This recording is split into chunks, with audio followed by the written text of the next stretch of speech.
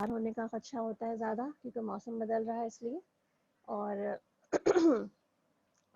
تاکہ روزے نہ سروائیو کریں نا، بالکل اصل تو مقصد ہمارا یہی ہے کہ روزے خراب نہ ہوں ہمارے، اور ہمارے پورے روزے جائیں، کوئی کسی قسم کی جو ہے وہ پیٹ کی خرابی یا کوئی اور بیماری کسی صورت میں نہ ہو جس سے ہمارا روزہ رہ جائے انشاءاللہ۔ چلے جی، آج ہمارا سفر سورہ لقمان سے شروع ہوگا انشاءاللہ، اور ہم کوشش کریں گے کہ میکسیمم پارٹ 22 پارے کا بھی مکمل کریں۔ تلاوت سنتے ہیں اور اس کے بعد پھر انشاءاللہ اپنا سبق شروع کرتے ہیں۔ جی لگا دیجیے۔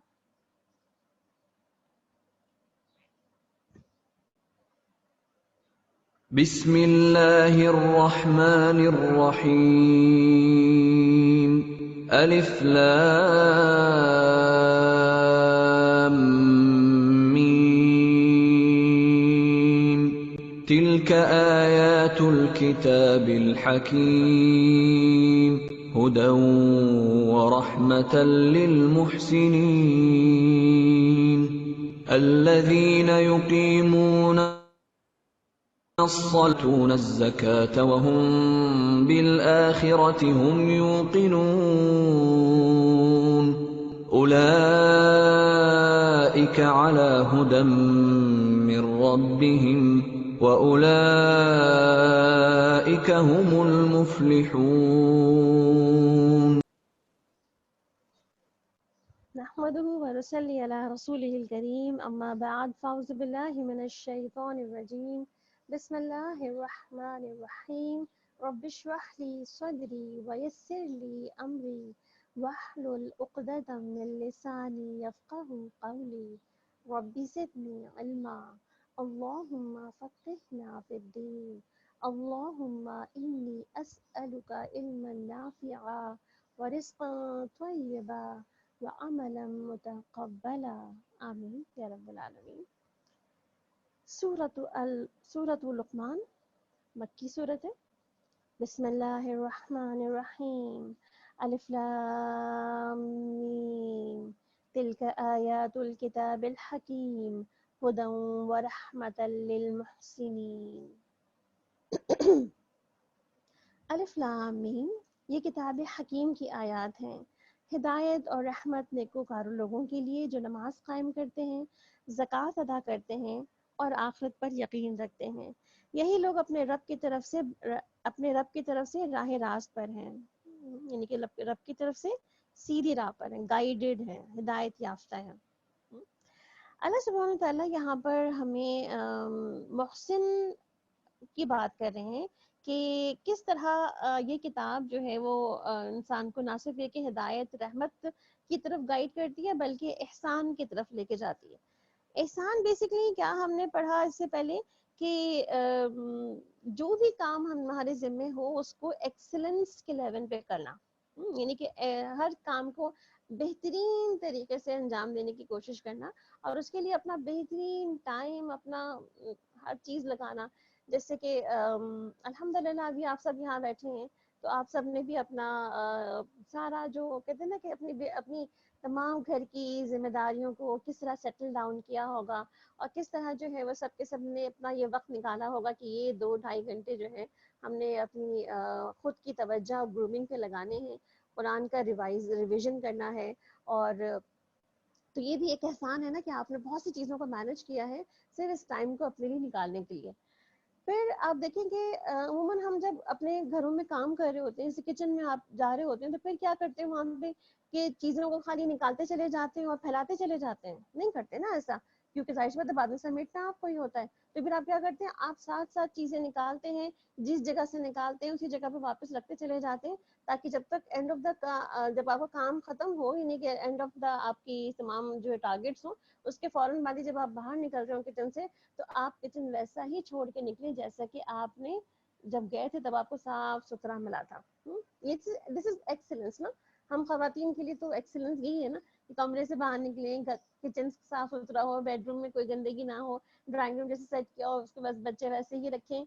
تو اللہ سبحانہ تعالیٰ ہمیں کتاب کے ساتھ کیا کہہ رہے ہیں کہ جو لوگ اس کتاب کو حامل ہوتے ہیں، جو کتاب کے پڑھنے والے ہوتے ہیں، اللہ سبحانہ تعالیٰ اس کتاب حکمت کے اندر جو حکمتیں ہیں وہ ہمیں اس کتاب کے ذریعے سے سکھا دیتے ہیں، پلس پھر آپ دیکھیں کہ یہ گائیڈڈ ہے کیونکہ اللہ تعالیٰ نے ہمیں اس میں بہترین ہدایت دے رکھی ہے. پھر اس کے ساتھ ساتھ پلس رحمہ اس کا جو ہے نا کہتے ہیں ایڈیشنل پارٹ ہے کہ یہ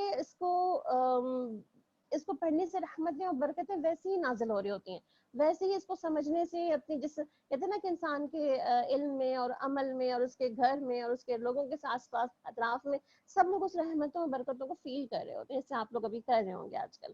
اور اسی طرح پھر آپ دیکھیں محسن بننا یہ ایکسلنس کا لیول ہے اس کے اندر, یعنی کہ اللہ سبحانہ تعالیٰ کیا فرما رہے ہیں اس صورت میں ہمیں کہ کتاب کا حامل جو ہے وہ ہدایت اور رحمت اور احسان ان کے رویے پہ رہتا ہے. اس کے بعد اس کی ذاتی زندگی جو ہے وہ نماز کے ساتھ, زکوٰۃ کے ساتھ اور اس کی آخرت پہ یقین کے ساتھ بندھی ہوتی ہے, اور ان دا اینڈ اس کا رزلٹ کیا ہوتا ہے کہ الٹیمیٹلی وہ کامیاب ہو جاتا ہے, الٹیمیٹلی اس کو اٹرنل لائف مل جاتی ہے. اس کا مطلب کیا ہے کہ یہ تمام چیزیں ہم نے دیکھنے کی ضرورت ہے کہ ہماری عبادتوں میں احسان ہے کہ نہیں, ہمارے مال خرچ کرنے میں احسان ہے کہ نہیں, ہماری ایمان بالآخرہ میں احسان ہے کہ نہیں, اور ہماری زندگیوں میں اوور آل احسان ہے کہ نہیں. تو کیا فرمایا گیا یہاں پہ, یہی لوگ اپنی طرف رب کی طرف سے ہدایت پر ہیں اور یہی فلاح پانے والے ہیں, یعنی اصل تو کامیابی انہی لوگوں کے لیے.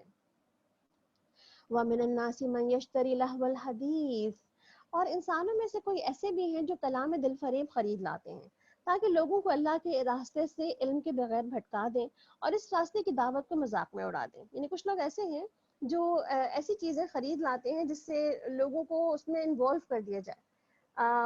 جیسے آپ اس کو یہ کہہ سکتے ہیں جیسے کہ پہلے زمانے میں تھوڑا پیچھے چلے جائیں تو کتابیں ہوتی تھیں اور اس قسم کے ناولز ہوتے تھے اور اس قسم کی جو ہے وہ ایسی اسٹوری بکس ہوتی تھیں جو ہمیں تمام دنیا کے کاموں سے بھلواتے کہ خالی اسٹوری بک میں لگائے رکھتی تھیں. پھر ان کا زمانہ بھی گیا, پھر ہم دیکھتے ہیں کہ پھر ٹی وی پہ پکچرز اور فلموں کا زمانہ آیا, وی سی آرز ہوتے تھے اور اس کے بعد اس میں ویڈیوز کیسٹ چلا کرتی تھیں, اس کا زمانہ بھی گیا. پھر ڈی وی ڈیز آ گئیں, پھر اس میں بھی ہم نے لہو الحدیث خرید کے لا کے ہم دیکھتے رہے. پھر اس کا زمانہ بھی گیا اور اب ہم موبائل پر آ چکے ہیں, انٹرنیٹ کی سروسز پہ آ چکے ہیں, اور ہم جو ہے لیپ ٹاپ اور اپنے کمپیوٹرز پہ آ چکے ہیں جہاں پہ صرف انٹرنیٹ کی سروسز ہمیں چاہیے ہوتی ہیں, اور اس کے بعد جو ہے ہم تمام چیزیں جو ہے وہاں پر خرید کے دیکھ سکتے ہیں. اور آپ دیکھیں کہ کیا اور ابھی آج کل لیٹسٹلی جو اب نیٹ فلکس یا ایسے بہت سارے اور بھی ایسے ویڈیوز کے جہاں پر اس کو لوگ بائی کرتے ہیں, بلکہ باقاعدہ اس دفعہ تو رمضان میں اور لاک ڈاؤن کے اندر اس کے ریٹس بہت لو کر دیے گئے تاکہ لوگ جو گھروں میں بیٹھے ہوئے ہیں وہ بہت انجوائے کر سکیں اپنی لائف کو اور اپنی زندگی میں جو ہے بہت ساری ایسی چیزیں دیکھ سکیں جو مصروفیت کے باعث وہ نہیں دیکھ سکتے تھے. تو یہ سب لہو الحدیث ہے جو ہم خرید لاتے ہیں اور ہم اپنے گھروں میں بیٹھ کے خود دیکھ رہے ہوتے ہیں, ہمارے بچے دیکھ رہے ہوتے ہیں, ہم اپنا ٹائم پاس کر رہے ہوتے ہیں, اپنے ٹائم کو کل کر رہے ہوتے ہیں, یا ہم اپنی زندگیوں میں تھوڑی سی انٹرٹینمنٹ لانا چاہتے ہیں. تو یہ سب کا سب جو ہے لیول حدیث میں شمار ہوتا ہے. اسی کے بارے میں جب ہمیں صحابہ کرام سے مزید ملتی ہے ہدایات, اس میں ابن عباس کہتے ہیں کہ اس میں مزید اضافہ کرتے ہوئے کہ یہ سب تو لاول حدیث ہے ہی, مگر اس کے ساتھ وہ کہتے ہیں گانا بجانا بھی لاول حدیث ہے. یعنی کہ جتنے بھی آپ سوچ لیں کہ ان تمام جس کا میں نے ذکر کیا ہے اس میں جہاں انٹرٹینمنٹ کے نام پر ہمارے پاس ڈرامے, فلمز اور دوسری چیزیں, وہاں پہ سارے کا سارا وہاں پہ میوزک اور ڈانس وغیرہ سب چیزیں بھی اسی میں آ جاتی ہیں. تو اللہ تعالیٰ یہاں پہ کیا فرما رہے ہیں, کچھ لوگ ایسے ہیں جو جس چیز کو پڑھنا چاہیے, جس چیز کو پکڑنا چاہیے, جس چیز کو اٹھا کر کے اپنی زندگی کا حصہ بنانا چاہیے, جس میں وقت لگانا چاہیے, جس کے ساتھ وقت گزارنا چاہیے, اس کے بدلے ہم کن چیزوں میں وقت گزارنا چاہ رہے ہیں, کن کے ساتھ وقت لگانا چاہ رہے ہیں, کن کی کمپنی کو انجوائے کرنا چاہ رہے ہیں. اللہ تعالیٰ یہاں پہ ڈفرینس بتا رہے ہیں دونوں کا کہ what are the difference between people, کہ وہ لہو میں پڑے ہوتے ہیں, لغو میں پڑے ہوتے ہیں, یا وہ اللہ کی کتاب اور قرآن سے ہدایت اور رحمت اور احسان کے درجے پہ کام کر رہے ہوتے ہیں. اولئک لہم عذاب مہین, اور ایسے ہی لوگ جو ہیں وہ سخت عذاب, سخت ذلیل کر دینے والا عذاب ہے ان کے لیے. یعنی کہ اللہ تعالیٰ کیا فرما رہے ہیں کہ ایسے لوگ دنیا میں تو اپنی زندگی بہت انجوائے کر رہے ہوں گے, ان کو لگ رہا ہو کہ بڑی کامیابی ہے یہ سب کچھ, اللہ سبحانہ تعالیٰ کیا فرماتے ہیں کہ اصل ناکامی یہی ہے ان کے لیے. اور انہیں جب ہماری آیات سنائی جاتی ہیں تو وہ بڑے تکبر کے ساتھ اس طرح رخ پھیرتے ہیں گویا کہ انہوں نے کچھ سنا ہی نہیں, بلکہ ان کے کان بہرے ہیں. اچھا خوشخبری سنا دو ان کو دردناک عذاب کی, البتہ جو لوگ ایمان لائیں گے اور نیک عمل کریں گے ان کے لیے نعمتیں بھری جنتیں جن میں وہ ہمیشہ رہیں گے. اللہ کا پختہ وعدہ اور وہ زبردست اور حکیم بھی ہے. اس نے آسمانوں کو پیدا کیا بغیر ستونوں کے جو تم کو نظر آئیں, اس نے زمین میں پہاڑ جما دیے تاکہ وہ تمہیں لے کر ڈھلک نہ جائے, اس نے ہر طرح کے جانور زمین میں پھیلا دیے اور آسمان سے پانی برسایا اور زمین میں قسم قسم کی چیزیں اگا دی. یہ تو ہے اللہ کی تخلیق. اب ذرا مجھے دکھاؤ ان دوسروں نے کیا پیدا کیا ہے. اصل میں بات یہ ہے کہ یہ لوگ ظالم ہیں اور کھلی گمراہی میں پڑے ہوئے ہیں. اچھا تھوڑا سا جو ہے اس کا پس منظر بھی اگر ہم مطلب ہر صورت کا میں آپ کو ایک آغاز بتاتی ہوں اور اسی تھیم کو سمجھتے ہوئے پھر آپ اس صورت کو جو ہے وہ آگے لے کے چلتے ہیں.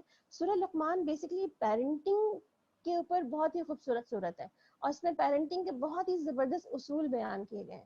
تو اگر آپ اس کو اب اس سوچ کے ساتھ پڑھیں گے انشاءاللہ تو آپ کو اندازہ ہوگا کہ کس طرح اپنے بچوں کو ہم اگر یہاں لو اور لو سے ہٹانا چاہتے ہیں تو ہم ان کو کس طرف لگائیں اور کس جگہ پہ لگائیں. جیسے اللہ تعالیٰ نے کائنات کتنی ساری نشانیاں بتا دی نا, تو آپ دیکھیں اگر آپ سائنس کی بکس اٹھا لیں اور آج کل تو کتنی کلرفل بڑی بڑی بکس ہیں, میگزینز ہیں, جرنلز ہیں کہ جہاں پہ پکچرز کے ساتھ ایکسپلین کیا جاتا ہے چیزوں کو, اور اتنی اٹریکٹیو ہوتی ہیں وہ کتابیں کلرفل کہ آپ کو بچوں کو بھی دیکھنے کا دل چاہتا ہے اور ہم سب خود بھی اٹھاتے ہیں تو ہمیں پڑھنے کا دل چاہ رہا ہوتا ہے. تو آپ دیکھیں کہ اگر ہم اپنے بچوں کو لہو سے اور لو سے ہٹانا چاہتے ہیں, ہم خود بھی اگر ہٹنا چاہتے ہیں تو ہمارے پاس آلٹرنیٹ کیا ہے, آلٹرنیٹ یہی ہے. اور آپ دیکھیں جو پیرنٹس کرتے ہیں نا بچے وہی کرتے ہیں. اگر آپ نے بینگ اے پیرنٹ اپنے کو ورک آؤٹ نہیں کیا تو آپ کے بچوں کو بھی آپ پر بلیم دینا تو پھر کچھ جائز نہیں ہوگا. پھر لقمان جو ہے وہ ان کی کچھ نصیحتیں آ رہی ہیں یہاں پہ. وَلَقَدْ آتَيْنَا لُقْمَانَ الْحِكْمَةَ أَنِ اشْكُرْ لِلَّهِ, ہم نے لقمان کو حکمت عطا کی اور اللہ کا تاکہ اللہ کا شکر گزار ہو, اور جو کوئی شکر کرے گا اس کا شکر اس کے ہی لیے مفید ہے, اور جو کفر کرے تو یہ حقیقت میں اللہ بے نیاز اور آپ محمود ہے, یعنی کہ اللہ کی تعریف ہی تعریف ہے. تو یہاں پر کیا کہا جا رہا ہے, یعنی لقمان جو بہت ہی حکیم اور دانا شخص مشہور ہے عرب میں بھی, اور ہم سب بھی ان کو حکیم لقمان کے طور پہ جانتے ہیں کہ بہت ہی عقل مند شخص ہے دنیا میں. تو اللہ تعالیٰ بھی ان کے بارے میں بات کر رہے ہیں کہ بہت ہی عقل مند شخص تھے. انہوں نے ان کو کیا نصیحت کی گئی تھی کہ جو شکر کرے گا وہ اپنے ہی لیے کرے گا. اس کا مطلب ہے کہ ہمارا سب کا شکر جو بھی ہم کر رہے ہوتے ہیں وہ ہم اپنے ہی لیے کر رہے ہوتے ہیں. اور بے شمار آپ دیکھیں شکر پہ ہم مسلسل کئی باتیں کرتے چلے آ رہے ہیں کہ شکر شکر شکر. تو آپ دیکھیں امام شمس الدین ابن قیم نے بہترین بات کہی کہ صبر اور شکر انسان کے ساتھ براہ راست تعلق ہے. بے شک انسان امیر ہو یا غریب, عیش پرست ہو یا آزمائش والا ہو, سوال یہ پیدا ہوتا ہے کہ امیر اور غریب یعنی کہ دونوں شاکر میں اور صابر میں افضل کون ہے. تو فرمائے کہ تحقیق سے بات یہ ثابت ہوئی کہ افضل وہ ہے جس کے اندر تقویٰ زیادہ ہو, یعنی کہ دونوں کی فضیلتیں برابر ہیں, دونوں ہی یعنی کہ صبر اور شکر کی فضیلتیں برابر ہیں, مگر زیادہ بہتر کون شخص ہوگا جس کے اندر تقویٰ زیادہ ہوگا. اس کا مطلب ہے کہ ہم شکر کے ساتھ ساتھ ہی اپنے اندر تقویٰ کی صفت جو ہم نے پیچھے پڑھتے چلے آ رہے ہیں, آپ سوچ لیں شکر اور ذکر اور تقویٰ سب ساتھ چلے آ رہا تھا چین ایک طرح سے اس کی طرح سے چین ریئیکشن کی طرح سے. تو سمجھے اسی کو چین اینکرنگ کے ساتھ جو ہے نا ہم نے ان کو جوڑے رکھنا ہے اور شکر کو تقویٰ کے ساتھ ہی لگا کے رکھنا ہے. جس کے اندر جتنا تقویٰ ہوگا وہ اتنا ہی شاکر یا اتنا ہی صابر وہ کہلائے گا.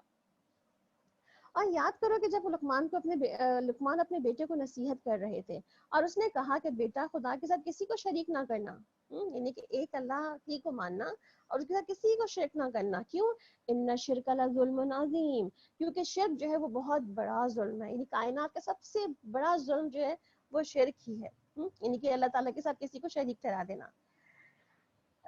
ابو درداء کہتے ہیں کہ رسول اکرم صلی اللہ علیہ وسلم نے وصیت کی کہ اللہ کے ساتھ کسی کو شریک نہ ٹھہرانا, خواہ تمہیں کوئی ٹکڑے ہی کر ڈالے. یعنی کہ اتنی زیادہ انہوں نے نصیحت کی اللہ سبحانہ تعالیٰ کے رسول نے کہ کوئی تمہیں قتل بھی کر دینا تو بھی شرک نہ کرنا. یعنی کہ آپ صلی اللہ علیہ وسلم نے مزید فرمایا کہ جو شخص اس حال میں مرے گا اس نے کسی کو اپنے رب کے ساتھ شریک نہ ٹھہرایا ہو تو وہ جنت میں چلا جائے گا, اور جس نے شریک ٹھہرایا ہوگا تو وہ جہنم میں چلا جائے گا. اس کا مطلب ہے کہ شرک سے ہمیں بچنے کی ضرورت ہے, کیونکہ اللہ کا کوئی شریک نہیں ہے. پیچھے ہم نے کل بہت تفصیل سے پڑھ لیا کہ کائنات میں وہ ایک ہی الہ ہے. وَوَصَّيْنَا الْإِنسَانَ بِوَالِدَيْهِ حَمَلَتْهُ أُمُّهُ وَهْنًا عَلَى وَهْنٍ, اور حقیقت یہ کہ ہم نے انسان کو اپنے والدین کا حق پہچاننے کی خود تاکید کی ہے. اس کی ماں نے ضعف پر ضعف اٹھا کر اس کو پیٹ میں رکھا اور 2 سال اس کا دودھ چھوٹنے میں لگے, اور مطلب یہ سارا پروسیس جو ہے وہ ایک بچے کے ساتھ جو ہے وہ ماں کا لگا اتنا ٹائم پیریڈ. اور میرا شکر کرو اور اپنے والدین کا شکر بجا لاؤ. یعنی کہ اللہ تعالیٰ پھر کیا کہہ رہے ہیں کہ چونکہ اللہ نے جو ہے وہ تمہیں دنیا میں بھیجا مگر تمہیں ماں کے ذریعے دنیا میں بھیجا، یعنی کہ وہ وسیلہ بن گئی، تو اس کا مطلب ہے کہ اس کا بھی شکر ادا کرو، یعنی ان والدین کا شکر ادا کرو جو تمہیں دنیا میں لانے کا باعث بنے. اور خصوصاً آپ والدین میں بھی دیکھیں ماں کا درجہ جو ہے والد سے 3 درجے زیادہ کہا گیا احادیث کے مطابق. لیکن اگر وہ تم پر دباؤ ڈالیں کہ میرے ساتھ کسی کو شریک کرو جسے تم نہیں جانتے، تو ان کی بات ہرگز نہیں ماننا. یعنی کہ والدین بھی اگر شرک پر آمادہ کریں یا والدین بھی ہمیں شرک کی طرف لے جائیں تو ان کی باتیں بھی ہمیں نہیں ماننی ہے. دنیا میں ان کے ساتھ نیک برتاؤ کرو، یعنی کن کے ساتھ؟ والدین کے ساتھ. فلا تطیعہما، ان کی بات تو نہیں مانو، مگر وصاحبہما فی الدنیا معروفا، ان کے ساتھ دنیا کی زندگی میں بہترین طریقے سے تعلق رکھو. جیسے کہ تمہیں حضرت اسماء رضی اللہ عنہ کے بارے میں آتا ہے کہ ان کی والدہ جو مشرکہ تھیں ایک دفعہ مدینے آئیں تو ان کے گھر میں آنے کی اجازت مانگ رہی تھی. تو انہوں نے آپ صلی اللہ علیہ وسلم سے کہلا بھیجا کہ میری ماں مجھ سے ملنے آئی ہے، مشرکہ ہے، وہ ابھی تک اسلام نہیں لائی، تو میں اس کے ساتھ کیا کروں؟ مطلب میں اس کو گھر میں لاؤں بٹھاؤں، اس کی خدمت کروں، یا اس کو جو ہے کچھ دے دلا کر رخصت کروں؟ تو آپ صلی اللہ علیہ وسلم نے فرمایا سلی ام کی، یعنی کہ تمہاری اپنی ماں کے ساتھ صلہ رحمی بنتی ہے. یعنی کہ چاہے ماں کافر ہو یا مشرک ہو، چاہے ماں نے کچھ بھی کیا ہو انسان کے بچے کو اچھی تربیت نہ کی ہو، اچھا گھرانہ یا اچھا اس کو بہت ہی زیادہ زندگی میں بہت سہولتیں نہ دی ہوں، بہت پیارا محبت سے نہ پالا، تو بھی ماں کا احترام جو ہے وہ لازم ہے. تو آپ سمجھ گئے کہ اپنی ماں کے ساتھ صلہ رحمی کرو. مگر پیروی اس شخص کے راستے کی کرو جس نے میری طرف رجوع کیا ہے، پھر تم سب کو پلٹنا میری ہی طرف ہے، اس وقت میں تمہیں بتا دوں گا کہ تم کیسے عمل کرتے رہے ہو.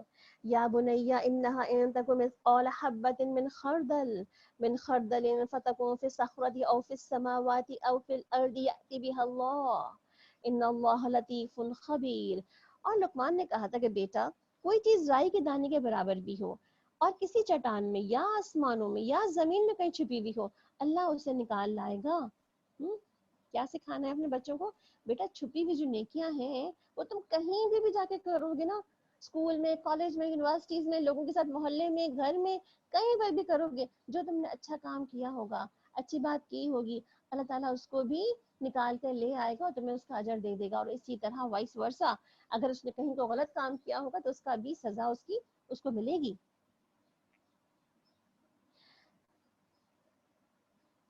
اور وہ باریک بین ہے اور باخبر ہے. یا بنی اقم الصلاۃ وامر بالمعروف وانہی عن المنکر واصبر علی ما اصابک ان ذلک من عزم الامور.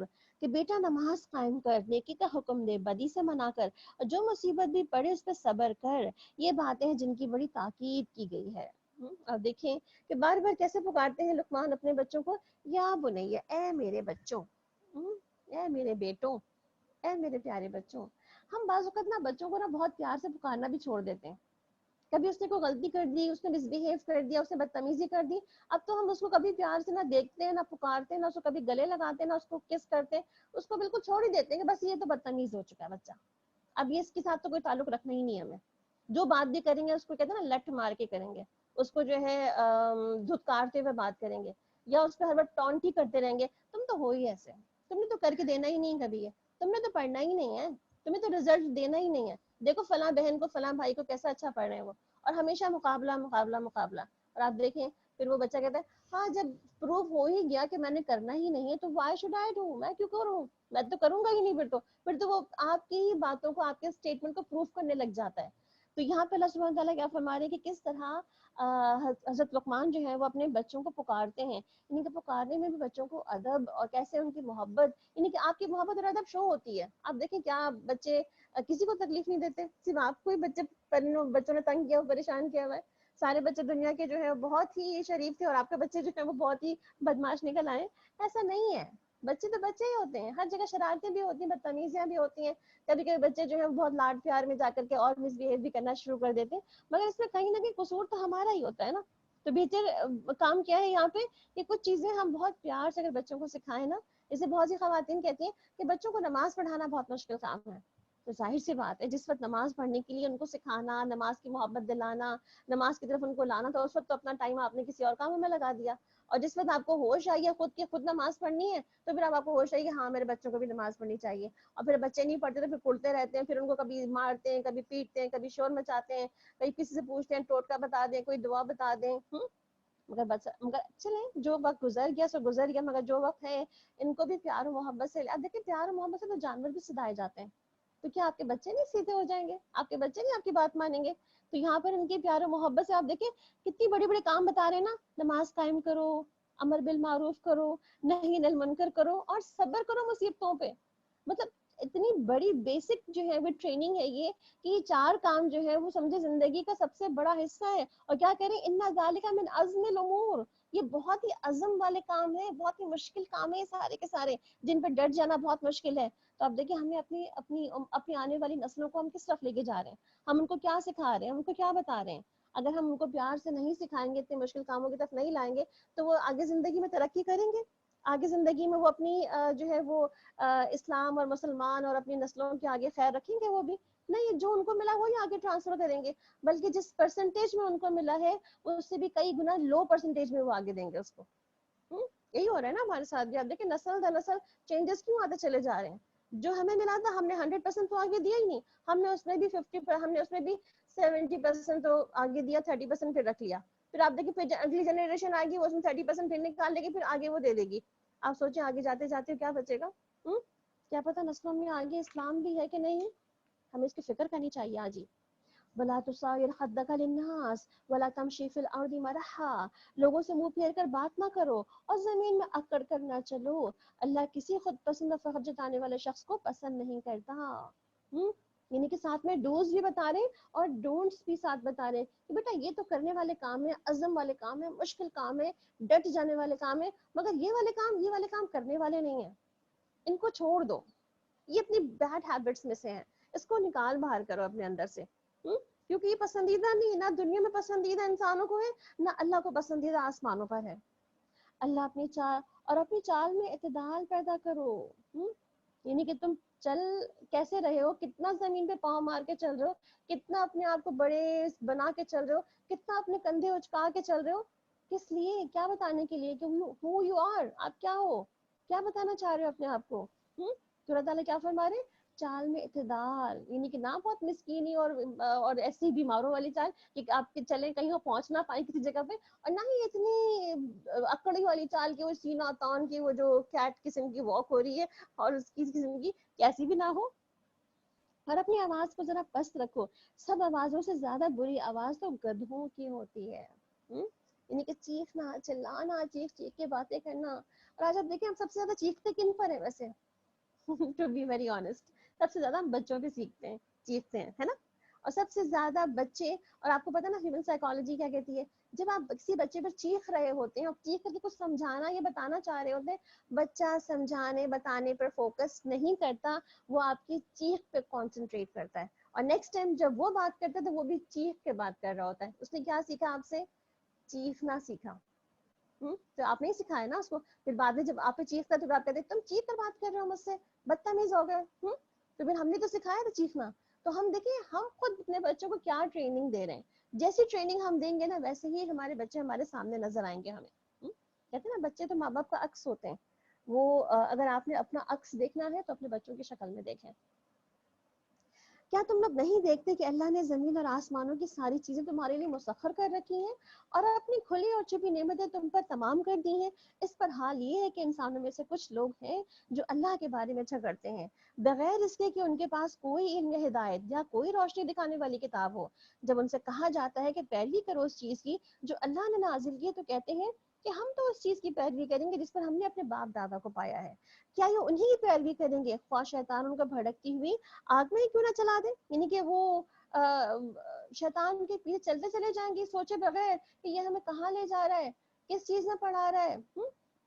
وَمَن يُسْلِمْ وَجْهَهُ إِلَى اللَّهِ وَهُوَ مُحْسِنٌ فَقَدِ اسْتَمْسَكَ بِالْعُرْوَةِ الْوُثْقَى وَإِلَى اللَّهِ عَاقِبَةُ الْأُمُورِ۔ جو شخص اپنے آپ کو اللہ کے حوالے کر دے اور عملاً وہ نیک ہو، اس نے فی الواقع ایک بھروسے کے قابل سہارا تھام لیا، اور سارے معاملات کا آخری فیصلہ اللہ ہی کے ہاتھ میں ہے۔ اب جو کوئی کفر کرتا ہے تو اس کا کفر تمہیں غم میں مبتلا نہ کرے، انہیں پلٹ کر تو ہماری طرف ہی آنا ہے، پھر ہم انہیں بتا دیں گے وہ کیا کچھ کر کے آئے ہیں۔ یقیناً اللہ سینے کے چھپے ہوئے راز تک جانتا ہے۔ سوچیں، ہم اندر سے کیا کچھ چھپا کے بیٹھے ہوئے ہیں، اللہ تعالیٰ کو ساری باتوں کی خبر ہے۔ اس کا مطلب ہمارے راز تو فاش ہو گئے نا اللہ تعالیٰ کے سامنے۔ ہم تھوڑی ہی مدت انہیں دنیا میں مزے کرنے کا موقع دے رہے ہیں، اور پھر ان کو بے بس کر کے ایک سخت عذاب کی طرف کھینچ لے جائیں گے۔ اگر تم ان سے پوچھو کہ زمین اور آسمان کو کس نے پیدا کیا ہے، تو یہ ضرور کہیں گے اللہ نے۔ الحمدللہ، یعنی ایسے ہی کہتے ہیں نا ہمارے بچے، آپ پوچھتے ہیں ان سے یہ کس نے بنایا، یہ کس نے، سب کہتے ہیں اللہ نے، اللہ نے، کیونکہ ہم نے یہی سکھایا ان کو الحمدللہ۔ مگر ہم کیا کہتے ہیں، بعضوں کو سب کچھ سکھانے کے باوجود بھی جس اللہ نے اتنا کچھ بنا دیا، اس اللہ سے اس کا تعلق نہیں جوڑ پاتے، اس سے اس کی محبت کا رشتہ نہیں جوڑ پاتے۔ ڈراتے تو بہت رہتے ہیں، اللہ یہ نہیں کرو گے اللہ گناہ دے گا، یہ نہیں کرو گے نا اللہ نے جہنم میں ڈال دینا ہے، اللہ نے آگ میں ڈال دینا ہے۔ یہ تو ہم ضرور کہتے ہیں اپنے بچوں کو، مگر یہ نہیں کہتے کہ اللہ سے یہ اللہ، یہ وہ رب ہے۔ اگر تم نے یہ نہیں کیا تو اللہ ناراض ہو جائیں گے نا، پیار نہیں کریں گے پھر تم سے۔ تو ہم بچوں کے دلوں میں اللہ کا پیار ڈالنے سے زیادہ ہم اللہ کا ڈر اور خوف اور ہیبت ڈالتے رہتے ہیں، اس لیے بچے پھر ڈرتے ہی رہتے ہیں اور کہتے ہیں اچھا چھوڑو، جب پٹنی ہے اور مار کھانی ہے تو پھر ٹھیک ہے، یہی صحیح، بعد میں کھا لیں گے۔ تو بچے بھی ہم سے ہی پوچھتے ہوتے ہیں نا سب چیزیں، کہ یہ کس نے بنایا، وہ کس نے بنایا، یہ کس نے کیا، وہ کس نے کیا۔ تو وہی اتنا اچھا موقع ہے کہ ہم بچے کو رب کا تعارف دیں، رب کی معرفت دیں، رب کی محبت دیں۔ الحمدللہ، مگر ان میں سے اکثر لوگ نہیں جانتے۔ آسمانوں میں اور زمین میں جو کچھ بھی ہے اللہ ہی کا ہے، بے شک اللہ بے نیاز ہے، اور آپ ہی تعریف ہے اس کی۔ زمین میں جتنے بھی درخت ہیں گویا اگر وہ سب کے سب قلم بن جائیں، اور سمندر یعنی کہ روشنائی بن جائے، تو سارے اور ساتھ مزید سمندر بھی روشنائی مہیا کرنے کے لیے آ جائیں، تب بھی اللہ کی باتیں لکھنے سے ختم نہ ہوں گی۔ بے شک اللہ زبردست اور حکیم ہے۔ یعنی کہ اللہ کی باتیں، اللہ کی دنیا میں حمد و ثنا اتنی ہے کہ اس کی لکھنے سے سارے سمندر بھی روشنائی بن کے ختم ہو جائیں گے، مگر اس کی حمد و ثنا لکھنے میں نہیں ختم ہوگی۔ تم سارے انسانوں کو پیدا کرنا پھر دوبارہ زندہ اٹھا دینا، بس ایسا ہی ہے جیسے کہ ایک انسان کو پیدا کرنا اور اٹھانا ہے۔ حقیقت یہ ہے کہ اللہ سب کچھ سننے اور دیکھنے والا ہے۔ کیا تم دیکھتے نہیں کہ اللہ رات کو دن میں پروتا ہوا لے آتا ہے اور دن کو رات میں؟ اس نے سورج اور چاند کو مسخر کر رکھا ہے، سب ایک وقت کے مطابق چلے جا رہے ہیں، اور جو کچھ بھی تم کرتے ہو اللہ کو اس کی خبر ہے، اور یہ سب کچھ اسی وجہ سے ہے کہ اللہ ہی حق ہے، اور اسے چھوڑ کر جن کی دوسروں کی تم بندگی کرتے ہو، یہ لوگ اللہ جن کو تم پکارتے ہو وہ سب باطل ہیں۔ جو رب کو چھوڑ کے جو کسی اور کو پکار رہے وہ سب جھوٹ ہے، ہوا میں اڑ جائیں گے سارے، کچھ بھی نہیں باقی بچیں گے۔ پڑھ لیا پیچھے ہم نے بہت تفصیل سے اس بارے میں۔ اللہ ہی بزرگ و برتر ہے، یعنی اصل تو بلند ترین ذات اللہ سبحانہ تعالیٰ کی ہے۔ الم تر ان الفلک تجری فی البحر بنعمت اللہ، کیا تم دیکھتے نہیں ہو کہ کشتی سمندر میں اللہ کے فضل سے چلتی ہے تاکہ وہ تمہیں اپنے کچھ نشانیاں دکھائے؟ در حقیقت اس میں بہت سی نشانیاں ہیں ہر اس شخص کے لیے جو صبر اور شکر کرنے والا ہو۔ صبر اور شکر، صبار شکور، بار بار صبر اور شکر آ رہی ہے، اس کا مطلب ہے کچھ صبر اور شکر پہ توجہ ابھی تک آپ کی مزید کہتے ہیں ہو گئی ہوگی زیادہ، اور اپنے آپ کو اگر آپ گریڈ کر رہے ہو اب تک الحمدللہ، تو آج 22 ڈے ہے الحمدللہ، تو ان 22 ڈیز میں صبر اور شکر کا گراف بھی آپ کا اوپر ہی گیا ہوگا، اور اچھی امید ہے ہم سب سے، ہمیں اب ایک دوسرے سے اپنے آپ سے کہ اوپر ہی جا رہا ہوگا یہ، اور یہ بعد میں بھی پھر یہ گراف جو ہے رمضان کے بعد بھی نیچے نہیں آئے گا، اس کو ہم کوشش کریں گے کہ اگر یہ اوپر نہ جائے تو نیچے بھی نہ آئے، کم از کم اسٹیبل تو رہے۔ اور جب ان لوگوں پر سے ایک موت سائبانوں کی طرح چھا جاتی ہے تو یہ اللہ کو پکارتے ہیں اپنے دین کو بالکل اسی طرح خالص کر کے، پھر جب وہ انہیں بچا کر خشکی پر لے آتا ہے تو اس میں سے کوئی جو ہے وہ کیا برتتا ہے کہ اللہ تعالیٰ بس میں تو پہنچ ہی گیا نا، بس میں تو پہنچ ہی گیا، میں تو آ ہی گیا، یعنی کہ وہ کیا کہتے ہیں، وہ بالکل درمیان پہ رہتا ہے کہ ہاں اللہ کا بھی کرم ہے اور میری تو دوسروں کی دعائیں بھی بہت شامل ہیں، یعنی کہ اس وقت ہم کسی ایک کو نہیں پکار رہے ہوتے، کہتے ہیں ہاں میرے ماں باپ کی بہت دعائیں ہیں، میری کیا کہتے ہیں، اور میری بہت سی ایکسپرٹیز بھی کام آئی ہیں اس وقت میں، اور اس میں اوور آل اللہ تعالیٰ کا بھی بہت شکر ہے. ہم ایک کا شکر نہیں ادا کر رہے ہوتے, ہم بہت ساروں کو اکٹھا کر لیتے ہیں, جبکہ سب سے زیادہ شکر تو اللہ سبحانہ تعالیٰ کی ذات کا ہے کہ جس نے ہمیں اس موت سے زندگی کی طرف نکال کر لے کر آیا تھا وہ, اور ہماری نشانیوں کا انکار نہیں کرتا مگر وہ شخص جو کہ غدار اور ناشکرہ ہے, یعنی کہ ناشکرہ پن پسندیدہ نہیں ہے. لوگوں بچو اپنے رب کے غضب سے اور ڈرو اس دن سے جب کوئی باپ اپنے بیٹے کی طرف سے بدلہ نہ دے گا اور نہ کوئی بیٹا ہی اپنے باپ کی طرف سے کچھ بدلہ دینے والا ہوگا. فی الواقع اللہ کا وعدہ سچا ہے, بس یہ دنیا کی زندگی تمہیں دھوکے میں نہ ڈالے اور نہ ہی دھوکے باز تمہیں اللہ کے معاملے میں دھوکہ دینے پائے. ان اللہ عنده علم الساعة وينزل الغيث ويعلم ما في الارحام وما تدري نفس ماذا تكسب غدا وما تدري نفس بأي أرض تموت ان اللہ علیم خبیر. اس گھڑی کا علم تو اللہ ہی کے پاس ہے, وہی بارش برساتا ہے, وہی جانتا ہے کہ ماں کے پیٹوں میں کیا پرورش پا رہا ہے. کوئی شخص نہیں جانتا کہ وہ کل کیا کمائی کرنے والا ہے, اور کسی شخص کو یہ خبر ہے کہ اس کی سرزمین میں اس کی موت آنے والی ہے. اللہ ہی سب کچھ جاننے والا ہے اور باخبر ہے. سورۃ السجدہ. بسم اللہ الرحمن الرحیم. الف لام میم. تنزیل الكتاب لا ریب فیہ من رب العالمین. ام یقولون افتراہ بل هو الحق من ربك لتنذر قوما ما أتاهم من نذير من قبلك لعلهم يهتدون. الله الذي خلق السماوات والأرض وما بينهما في 6 أيام ثم استوى على العرش ما لكم من دونه من ولي ولا شفيع أفلا تتذكرون. يدبر بسم اللہ الرحمن الرحیم. الف لام میم. تنزیل الکتاب لا ریب فیہ من رب العالمین. الف لام میم. کتاب کا نزول, یعنی اس کتاب کا نزول بلا شبہ رب العالمین کی طرف سے ہے, اور جس میں کوئی بھی شک نہیں ہے ہمیں. آپ صلی اللہ علیہ وسلم سورہ السجدہ جو ہے وہ اہم صورتوں میں سے ایک صورت ہے, اس لیے ہر جمعے کی صبح فجر کی تلاوت میں پہلی رکعت میں سورہ السجدہ کی تلاوت کیا کرتے تھے, اور دوسری میں پھر سورہ الدہر کی تلاوت کیا کرتے تھے, اور اسی طرح رات کو سوتے وقت بھی آپ صلی اللہ علیہ وسلم سورہ الملک اور سورہ السجدہ لازمی پڑھا کرتے تھے, اور یہ ہمیں آپ صلی اللہ علیہ وسلم کے سونے کے اذکار کے ساتھ اس کی بات ملتی ہے.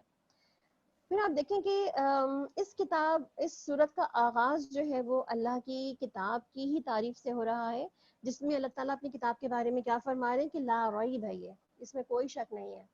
سورہ بقرہ کے سٹارٹنگ میں ہم نے پڑھا تھا کہ وہاں پر بھی لا ریب فی یوز ہوا تھا کتاب کے لیے. اس کا مطلب ہے کہ یہ دعویٰ برقرار ہے.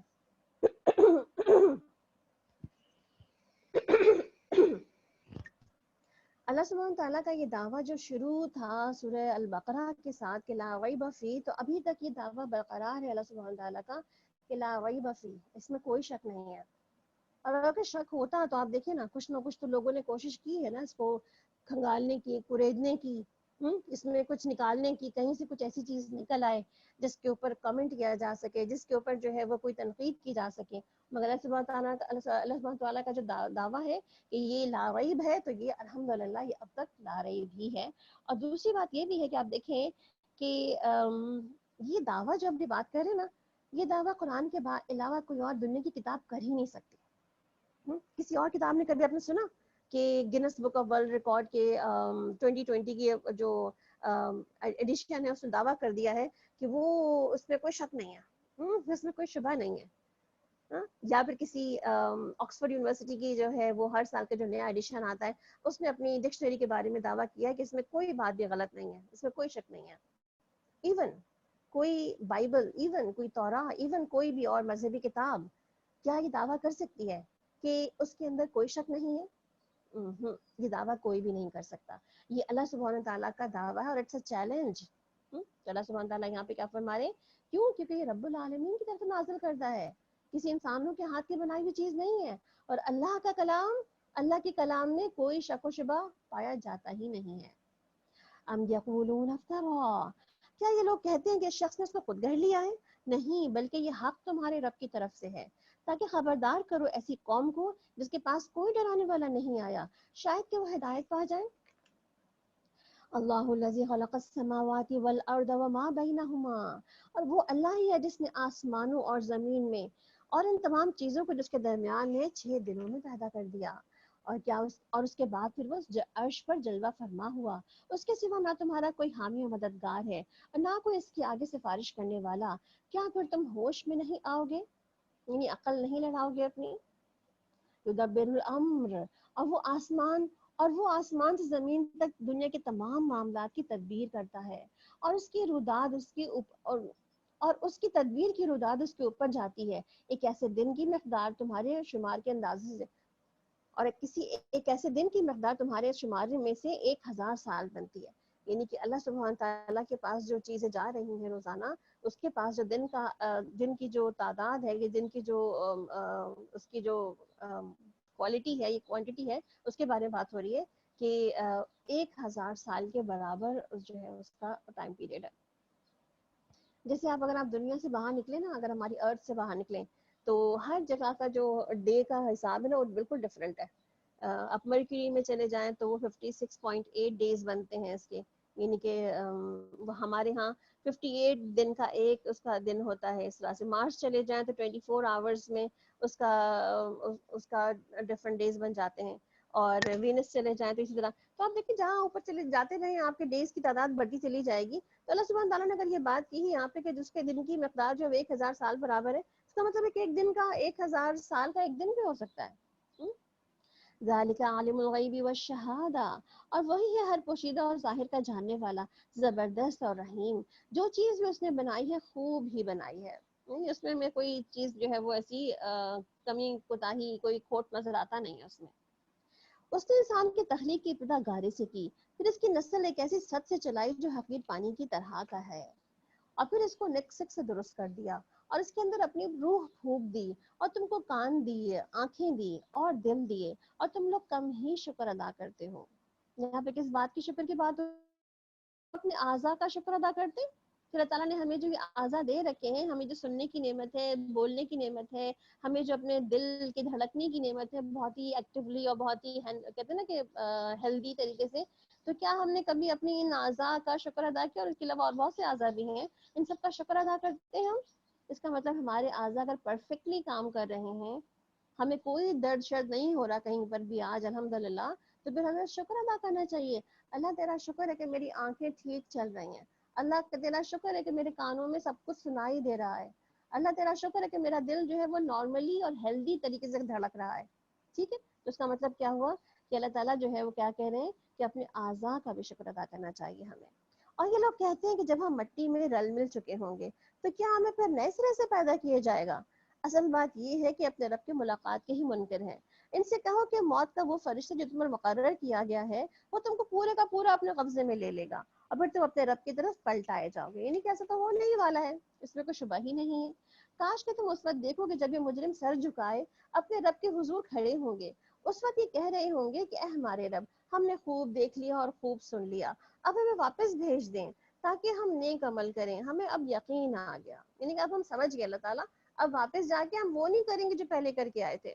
تو جواب میں کیا ملے گا؟ اگر ہم چاہتے تو پہلے ہی ہر شخص کو اس کی ہدایت دے دیتے، مگر میری وہ بات پوری ہو گئی جو میں نے کہی تھی، اور وہ کیا تھی کہ میں جہنم کو جنوں اور انسانوں سب سے بھر دوں گا. یعنی کہ موقع تو ہمیں بس ایک ہی ملا ہے، ہم سب کو جو ہے نا ایک ہی چانس ملا ہے. This is the first and the last final chance کہ آپ اس دنیا کے اندر موجود ہیں. اس کے بعد دوسرا کوئی چانس نہیں ہے. اگر ہمیں یہ بات سمجھ نہیں آتی ہے تو پھر ہم ظاہر سی بات ہے پھر ہم اس دن یہی کر رہے ہوں گے، اللہ تعالیٰ پھر دوبارہ بھیج دیں، نیکسٹ ٹائم دوبارہ باری آ جائے گی میری. یہ کوئی گیم تھوڑی ہے دوبارہ باری آ جائے گی آپ کی. یہ کوئی گیم تھوڑی چل رہا ہے کہ جس وقت ایک دفعہ آؤٹ ہو گیا تو دوبارہ نیکسٹ اننگ کھیلنے کے لیے موقع مل جائے گا آپ کو. نو اٹس ناٹ لائک دیٹ. اس میں کیا ہے آپ کا بس جسٹ ون اٹمپٹ ہے, ون ٹائم ہے آپ کے لیے, بس ون لاسٹ چانس ہے آپ کے, ون لائف ٹائم ہے آپ کے پاس. تو one lifetime, one last chance, اس کا مطلب کیا ہے کہ آپ نے جو کرنا ہے بس اسی میں کرنا ہے, اس کے بعد نہیں, اور اس سے پہلے, اور اس سے پہلے تو ہوتا ہی نہیں نا. تو اس کا مطلب ہے کہ جو کرنا ہے وہ ابھی بھی کرنا ہے ہم نے. بس اب چکھو مزہ اپنی اس حرکت کا, تم نے جو اس دن کی ملاقات کو فراموش کر دیا, ہم نے بھی اب تمہیں فراموش کر دیا. یعنی کہ تم دنیا میں اللہ کو فراموش کر رہے تھے, اللہ تعالیٰ نے آخرت میں تمہیں فراموش کر دیا. چکو ہمیشگی کے عذاب کا مزہ اپنی کرتوتوں کی وجہ سے.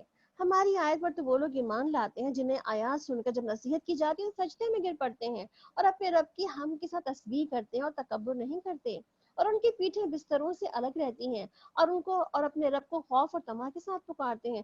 جو کچھ رزق ہم نے انہیں دے رکھا ہے اس میں سے خرچ کرتے ہیں. پھر جیسا کچھ ان کی آنکھوں کی ٹھنڈک کا سامان, ان کے اعمال کی جزا ان کے لیے چھپا کر رکھ دی گئی ہے, ان کے لیے اس کی کسی بھی انسان کو اس کی خبر نہیں. یعنی کہ اس کے بعد ان کو اور کیا ملنے والا ہے آگے جا کر, اس کو کوئی جان نہیں سکتا کہ وہ کیا ہے, نہ کسی آنکھ نے دیکھی ہے, نہ کسی ذہن نے اس کو جو ہے فگر آؤٹ کیا ہے.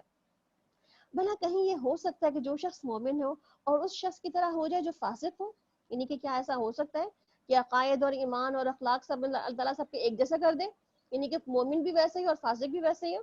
تو دنیا میں بھی ایسا نہیں ہوتا نا, ایک بد اخلاق کو اور اخلاق والے کو الگ الگ دیکھتے ہیں, ایمان والے کو بے ایمان والے کو الگ الگ دیکھتے ہیں. تو اسی طرح اللہ تعالیٰ کیا ہمارے اس دن ہم ایسے ہی کر دیں گے, سب کو ملا جلا کے ایک جیسا کر دیں گے, کوئی فرق نہیں پڑتا تم بھی آ جاؤ اور تم بھی آ جاؤ؟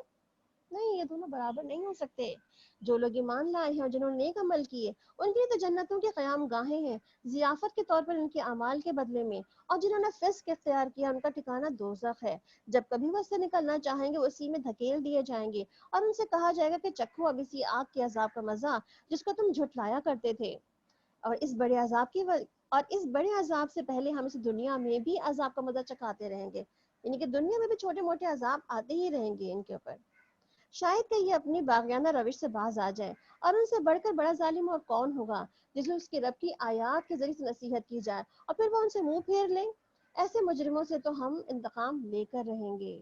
اس سے پہلے ہم موسیٰ علیہ السلام کو کتاب دے چکے ہیں, لہٰذا اس چیز کے ملنے پر تمہیں کوئی شک نہیں ہونا چاہیے. یعنی کہ اصل کیا ہے کہ یہ ایسی کتاب پہلے اور بھی آ چکی ہے, یعنی کہ موسیٰ علیہ السلام کو بھی کتاب دی گئی تھی, اس لیے تم شک میں نہ پڑو کہ یہ کتاب پہلی دفعہ دنیا میں نہیں آئی ہے. اور بنی اسرائیل کو بھی اس ذلت سے نکالنے والی یہ کتاب ہی تھی, اور آپ صلی اللہ علیہ وسلم کو بھی یہ کتاب جو دی گئی تھی وہی تھی جس نے مکہ والوں کو شرک سے نکالا. لہٰذا اسی کی چیز کے ملنے پر تمہیں کوئی شک نہیں ہونا چاہیے. اس کتاب کو ہم نے بنی اسرائیل کے لیے ہدایت بنایا.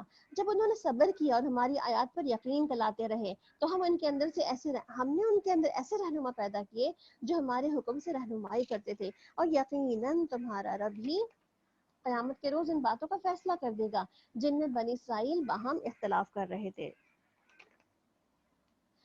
اور کیا ان لوگوں کو کوئی ہدایت نہیں ملی کہ ان سے پہلے کتنی قوموں کو ہم ہلاک کر چکے ہیں جن کے رہنے کی جگہوں میں یہ آج چلتے پھرتے ہیں. اس میں بڑی نشانیاں ہیں, کیا یہ سنتے نہیں ہیں؟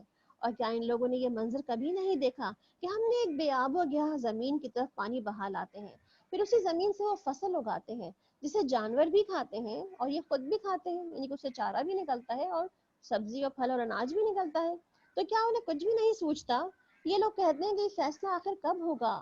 اگر تم سچے ہو ان سے کہو کہ فیصلے کا دن ایمان لانا ان لوگوں کے لیے کچھ بھی نفع مند نہ ہوگا جنہوں نے کفر کیا ہے, اور پھر ان کو مہلت بھی نہ ملے گی. اچھا انہیں ان کے حال پر چھوڑ دو اور انتظار کرو, اور یہ بھی منتظر ہیں. سورۃ الاحزاب.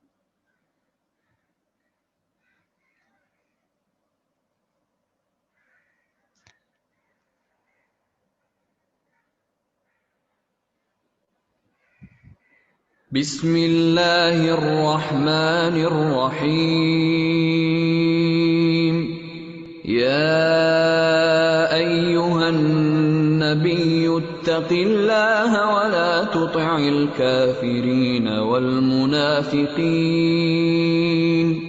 ان اللہ کان علیما حکیما واتبع ما یوحى إليك من ربك إن الله كان بما تعملون خبيرا وتوكل على الله وكفى بالله وكيلا. सूरत अल-अहज़ाब मदनी सूरत है। बिस्मिल्लाहिर्रहमानिर्रहीम।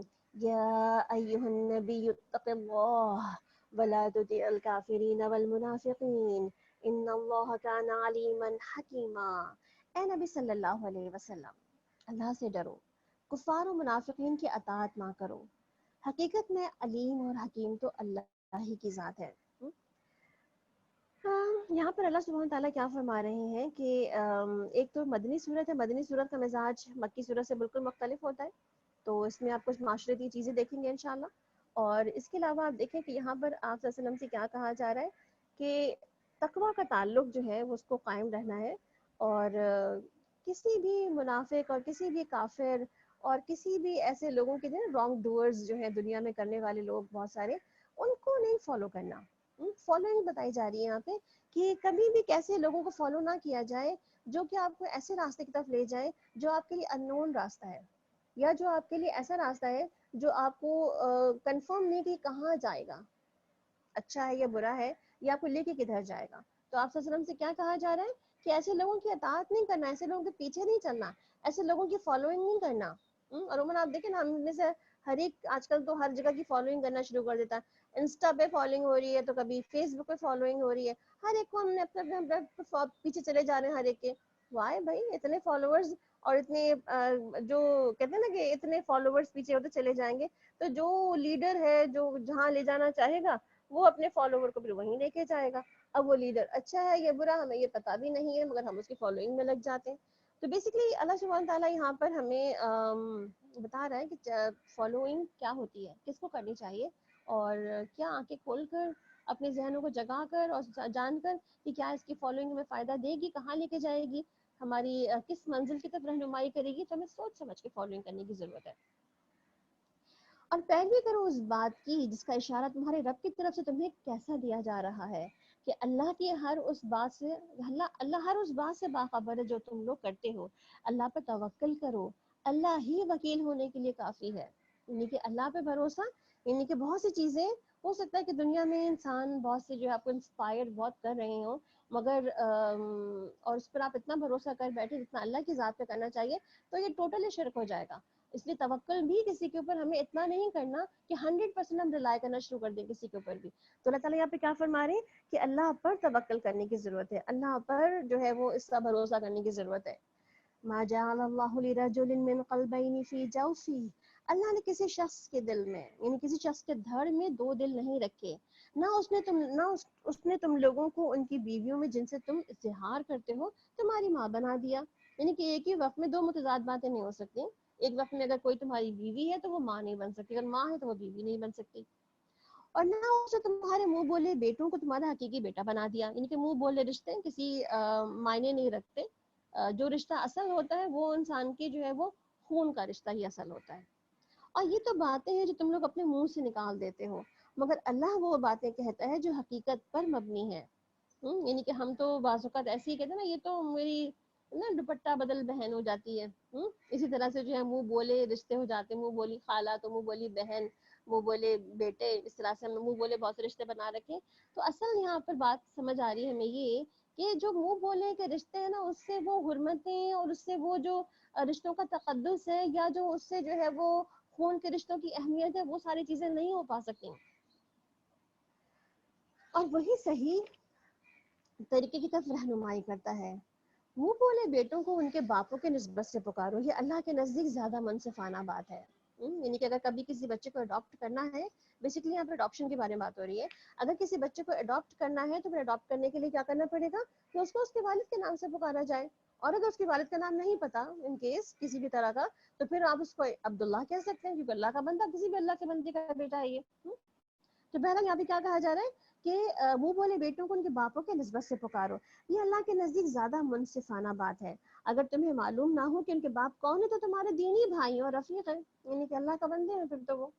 और नादानस्तगी में जो बात तुम कहो इसके लिए तुम पर कोई गिरफ्त नहीं, लेकिन उस बात पे गिरफ्त है जिसका तुम दिल से इरादा कर लो। यानी कि जो बात हम कॉन्शियसली कर रहे होते हैं वो तो ज़रूर पकड़ी जाती है, मगर जो बातें हमने ऐसे ही बाय द वे कह दी होती हैं बाज़ औक़ात, या हमने कभी सोची नहीं होती इस पे, تو کیا ہے بات کی اللہ تعالیٰ کیا ہمارے کہ ایسی باتیں ہو سکتا ہے گرفت نہ بھی ہو، مگر اس پہ تو گرفت ضرور ہوگی جو تم سوچ سمجھ کے دل کے ارادے سے کرتے ہو. اور اللہ درگزر کرنے والا اور رحیم ہے. بلا شبہ نبی صلی اللہ علیہ وسلم تو اہل ایمان کے لیے ان کی اپنی ذات پر مقدم ہے، اور نبی صلی اللہ علیہ وسلم کی بیویاں ان کی مائیں ہیں.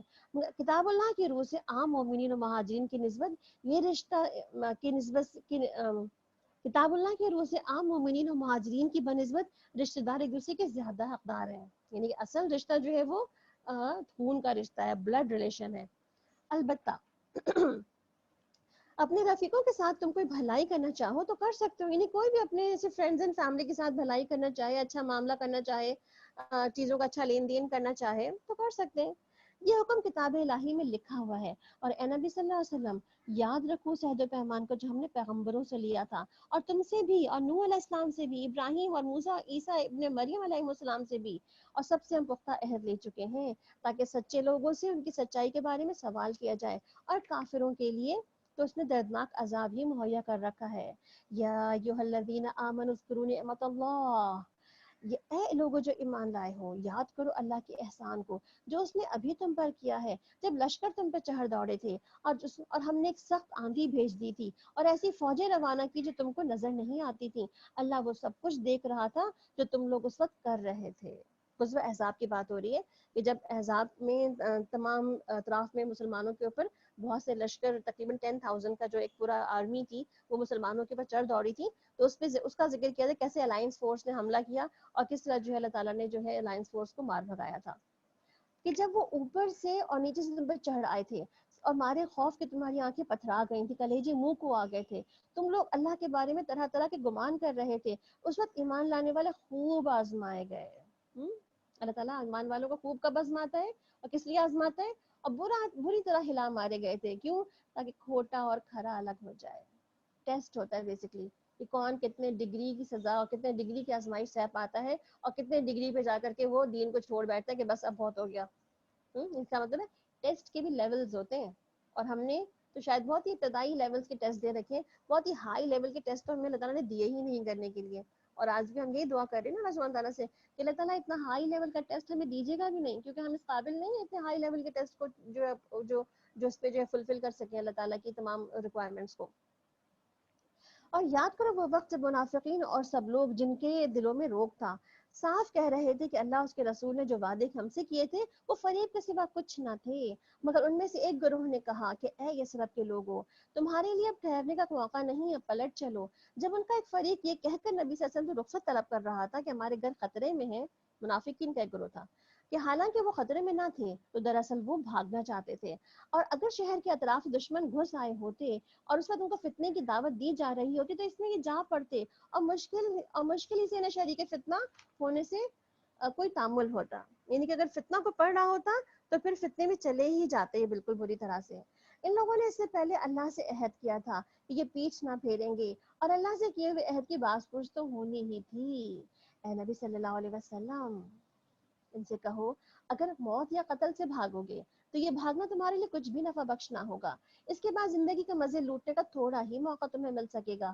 ان سے کہو کہ کون ہے تمہیں جو اللہ سے بچا سکتا ہو، کیا وہ تمہیں نقصان پہنچانا چاہے، اور کون اس کی رحمت کو روک سکتا ہے اگر وہ تم پر مہربانی کرنا چاہے. اللہ کے مقابلے میں تو یہ لوگ کوئی حامی و مددگار نہیں پا سکتے.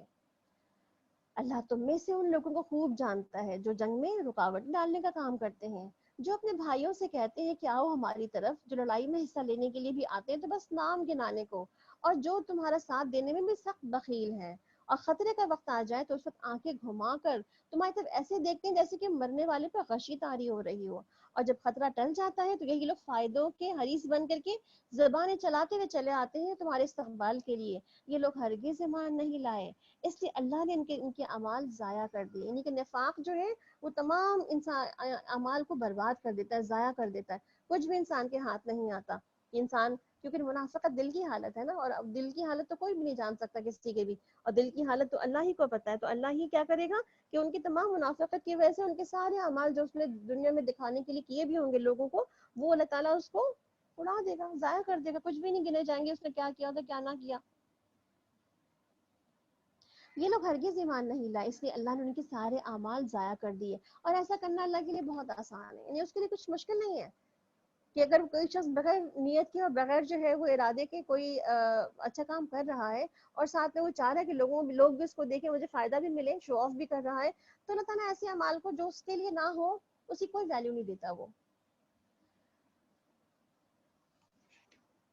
اور یہ سمجھ رہے ہیں کہ حملہ آور ابھی گئے نہیں ہیں، اور اگر وہ حملہ آور ہو جائیں تو ان کا جی چاہتا ہے کہ اسی موقع پر کہیں دور صحرا میں جا کے بدوؤں کے درمیان جا بیٹھیں اور وہیں تمہارے حالات پوچھتے رہیں، تاکہ اگر یہ تمہارے درمیان بھی رہے تو لڑائی میں کم ہی حصہ لیں گے. یعنی کہ ایسے وقت میں جب مسلمانوں کو ضرورت ہوتی ہے لوگوں کی کہ وہ آئیں اور مسلمانوں کا ساتھ دیں، ایسے وقت میں یہ بھاگنا چاہتے ہیں، اپنے آپ کو اپنی جان بچانا چاہتے ہیں. تو اللہ کیا فرما رہے ہیں کہ یہ ایسا بھی کر سکتے ہیں کہ دور دراز بھاگ جائیں اور پھر تمہارے بارے میں خالی دور سے خبریں لیتے رہیں، اور اگر معاملہ سیٹل ڈاؤن ہو جائے گا تو باہر نکل آئیں گے، اور اگر نہیں تو پھر وہیں بیٹھنا چاہیں گے.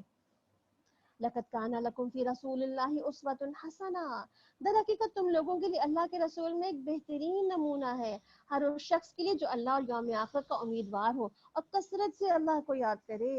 یعنی کہ اللہ کے رسول صلی اللہ علیہ وسلم کی اسوہ حسنہ. اسوہ حسنہ آپ دیکھیں، آپ صلی اللہ علیہ وسلم کی اسوہ حسنہ کے نام سے بہت ساری سیرت کی کتابیں لکھی گئی ہیں، اور آپ جو ہے بہت ساری سیرت کی کتابوں کو آپ پڑھ چکے بھی ہوں گے، جانتے بھی ہوں گے. ایک چھوٹی سی کتاب جو ہم نے آپ کے ساتھ شیئر کی تھی وہ محمد صلی اللہ علیہ وسلم کی معمولات اور معاملات ہے. بہت چھوٹی سی ہینڈی بک ہے، اس میں چھوٹی چھوٹی بہت ساری کام کی باتیں لکھی ہوئی ہیں آپ صلی اللہ علیہ وسلم کی روزمرہ کے کاموں کے لحاظ سے. اس کو بھی اگر آپ کی پاکٹ ڈائری بنا کر کے اپنے عمل کے کچھ لینا چاہیں ڈیلی کے حساب سے، اس کو اپنے بیگس میں رکھے جا سکتی ہیں. اور پلس تعارف حبیب کے نام سے ایک چھوٹی سی کتاب ہے جس میں آپ صلی اللہ علیہ وسلم کا بہت مختصر اور جامع تعارف موجود ہے. پوری لائف ہسٹری جو ہے ان کو بہت شارٹلی جو ایکسپلین کر دی گئی ہے یہاں پہ. تو یہ کتاب بھی جو ہے انشاءاللہ اس کا پی ڈی ایف آپ کے ساتھ شیئر کر دیا جائے گا. تو انشاءاللہ یہ کتاب بھی موجود ہے جس کو آپ بہت ہی مختصر اور جس کو آپ اپنے ساتھ اپنے بچوں کے ساتھ شیئر کر سکتے ہیں. خصوصاً یہ اس لیے بھی ہے کہ چھوٹی چھوٹی چیزیں ہیں اس میں، تو یہ آپ اپنے بچوں کے ساتھ جو ہے وہ سیرہ کو شیئر کر سکتے ہیں اس طریقے سے. بہرحال تو اللہ تعالیٰ اللہ تعالیٰ کیا فرما رہے ہیں کہ آپ صلی اللہ علیہ وسلم میں اسوہ حسنہ ہے. تو وہ اسوہ حسنہ کو ہمیں جاننے کی ضرورت ہے، اپنے لیے بھی، اپنے بچوں کے لیے بھی، اور اپنی آگے کی زندگیوں میں کہتے ہیں نا سدھار پیدا کرنے کے لیے، اصلاح پیدا کرنے کے لیے بہت ضروری ہے کہ آپ صلی اللہ علیہ وسلم کا جینے کا طریقہ دیکھیں، سیکھیں اور اس کو اپلائی کریں اپنی زندگیوں میں. اور سچے مومنوں کا حال یہ تھا کہ جب انہوں نے لشکروں کو دیکھا حملہ کرتے ہوئے تو پکار اٹھے کہ وہی چیز ہے جس کا اللہ اور اس کے رسول نے ہم سے وعدہ کیا تھا. اللہ اور اس کے رسول کی بات بالکل سچی تھی، اور اس واقعے نے ان کی ایمان، ان کی سپردگی کو اور بڑھا دیا. یعنی کہ اللہ سبحانہ تعالیٰ جی بک کا نام تعارف حبیب ہے، اور دوسری بک جو تھی آپ صلی اللہ علیہ وسلم کے معمولات اور معاملات ہیں. پی ڈی ایف شیئر کر دیں گے انشاءاللہ آپ کے ساتھ بک کا. تو اللہ تعالیٰ کیا فرما رہے ہیں کہ ایمان والے تو اللہ کی باتوں کو سن کر اور دیکھ کر اور زیادہ بھروسہ اور توکل کرنے لگتے ہیں، اور اس پہ جو ہے وہ اور زیادہ ایمان میں اور زیادہ کہتے ہیں نا فرما برداری میں آگے بڑھ جاتے ہیں. ایمان لانے والے لوگوں میں سے ایسے لوگ موجود ہیں جنہوں نے اللہ سے کیے ہوئے عہد کو سچا کر دکھایا. ان میں سے کوئی اپنی نظر پوری کر چکا اور کوئی وقت آنے کا منتظر ہے. انہوں نے اپنے رویے میں کوئی تبدیلی نہیں کی تاکہ اللہ سچوں کو ان کی سچائی کی جزا دے، اور منافقوں کو چاہے تو سزا دے اور چاہے تو ان کی توبہ قبول کر لے. بے شک اللہ غفور الرحیم ہے. یعنی اللہ تعالیٰ نے پھر بھی ان کے لیے چانس دیا منافقوں کو کہ چاہیں تو اس زندگی میں اپنی توبہ کر لیں اور اسلام کی طرف واپس آ جائیں، تجدید ایمان کر لیں، اور پھر اللہ تعالیٰ ان کی توبہ بھی قبول کر لے گا. اللہ نے کفار کا منہ پھیر دیا، وہ کوئی فائدہ حاصل کیے بغیر اپنے دل کی جلن لیے یوں ہی واپس پلٹ گئے، اور مومنین کی طرف سے اللہ ہی لڑنے کے لیے کافی ہو گیا. اللہ بڑی قوت والا اور زبردست. یعنی اس میں جنگ عذاب میں کوئی مقابلہ نہیں ہوا تھا، بس وہ جو ہوا چلی تھی طوفانی آندھی، اسی نے ان کے سارے لشکروں کو اکھاڑ پھینکا تھا اور سب پھر واپس بھاگ گئے تھے. تو اللہ تعالیٰ کیا فرمایا، اللہ ہی کافی ہوتا ہے لڑنے کے لیے، اللہ بھی کافی ہو جاتا ہے مومنین کی طرف سے. پھر اہل کتاب میں سے جن لوگوں نے ان پر حملہ آوروں کا ساتھ دیا تھا، اللہ ان کی گڑھیوں سے انہیں نکال لایا. یعنی کہ ان کے جو قلعے تھے بند، جس میں بہت ہی مضبوط قلعے بنا کے بیٹھے ہوئے تھے، یہاں پہ بنو قریظہ کی طرف اشارہ ہے. اور ان کے دلوں میں اس نے ایسا روب ڈال دیا کہ آج ان میں سے ایک گروہ کو تم قتل کر رہے ہو، دوسرے گروہ کو تم قید کر رہے ہو، اور اسے تم کو ان کی زمین اور ان کے گھروں میں ان کے اموال کا وارث بنا دیا ہے. اب وہ علاقہ تمہیں دے دیا جسے تم کبھی پامال نہیں کیا تھا. یعنی کہ تم وہاں جا کے لڑ نہیں سکتے تھے، وہ بغیر لڑے ہی تمہیں بنو قریظہ کا پورا علاقہ بھی مل گیا تھا. اللہ ہر چیز پر قادر ہے. یعنی ان کو جو سزا ملی تھی بنو قریظہ کو، وہ ان کی اپنی ہی کتاب کے مطابق سزا ملی تھی جو کہ ان کی تورات میں لکھی ہوئی ہے. یعنی کہ غداری کی سزا. یعنی غداروں کو کیا سزا دینی چاہیے تھی وہی سزا ان کو دی گئی تھی. اے نبی صلی اللہ علیہ وسلم اپنی بیویوں سے کہو اگر تم دنیا اور کی زینت چاہتی ہو تو آؤ میں تمہیں کچھ دے دلا کر بھلے طریقے سے رخصت کر دوں, اور اگر تم اللہ اس کے رسول اور آخرت کی طالب ہو تو جان لو کہ میں تم میں سے جو بھی نیکوکار ہیں اللہ نے ان کے لیے بڑا اجر مہیا کر رکھا ہے. یہاں پر آپ صلی اللہ علیہ وسلم جو اپنی بیویوں کو ایک آفر کیا ہے اس کے بارے میں آیت تخیر کہی جاتی ہے, یعنی وہ اختیار دیا ہے کہ وہ چاہیں تو میرا ساتھ قبول کریں اور نہ چاہیں تو پھر نہ کریں. اور وجہ کیا رہی تھی, انہوں نے صرف اتنا کہا تھا ہمارا نان نفقہ تھوڑا بڑھا دیں, جیسے ہم کہتے ہیں نا گزارا نہیں ہوتا اتنے پیسوں میں, تھوڑی سی ہماری پاکٹ منی اور بڑھا دیں یا گھر کے خرچے کی رقم میں تھوڑے پیسے ہمیں اور دیں تاکہ ہمارا گزارا ہو سکے. تو یہ بھی کہتی تھی کہ ہمارا اس نان نفقے میں گزارا نہیں ہو رہا, تو اللہ تعالیٰ کے رسول صلی اللہ علیہ وسلم کی وجہ سے اللہ تعالیٰ نے کیا کہلوایا کہ ٹھیک ہے ان کو آفر کرو, اگر یہ رہنا چاہتی ہے تمہارے ساتھ تو انہیں, کیونکہ جب ان کا درجہ بڑا ہے, ان کی امہات المومنین کا ان کے پاس لقب بڑا ہے, تو ان کی قربانیاں بھی زیادہ بڑی ہوں گی نا. تو اللہ تعالیٰ نے کیا کہتے ہیں کہ ٹھیک ہے اگر ان کو جانا ہے تو پھر ان کو اتنا اختیار دے دو کہ چل جانا تو چلے جائیں, وہاں مگر ریوارڈ بڑا چاہیے تو پھر قربانی تو بڑی دینی ہی پڑے گی, تو اسی لیے کیا ہے, اور اگر نہیں تو پھر نہ جائیں. نبی صلی اللہ علیہ وسلم کی بیوی ہو, تم میں سے جو کوئی بھی فحش حرکت کا ارتکاب کرے گی, یعنی کرنے والی تو نہیں تھی اصل میں, ان کو بتا کے ہمیں سکھایا جا رہا ہے, اسے دوہرا عذاب دیا جائے گا اور اللہ کے لیے بہت کام ہے. یعنی کہ جب نبی کی بیویوں کو نہیں اللہ سبحانہ تعالیٰ نے یہ کہا کہ ان کو معاف نہیں کیا جائے گا, تو اس کا مطلب ہے کہ اگر ہم میں سے کوئی بھی بینگ اے مسلم ویمن اس قسم کی حرکتوں میں ارتکاب کریں گی تو اس کی بھی معافی کیسے ہوگی جب تک وہ خود توبہ اور استغفار کر کے اپنے حرکت کی اصلاح نہ کر لے. وَمَن يَقْنُتْ مِنكُنَّ لِلَّهِ وَرَسُولِهِ وَتَعْمَلْ صَالِحًا نُؤْتِهَا أَجْرَهَا مَرَّتَيْنِ وَأَعْتَدْنَا لَهَا رِزْقًا كَرِيمًا. تلاوت لگا دیں.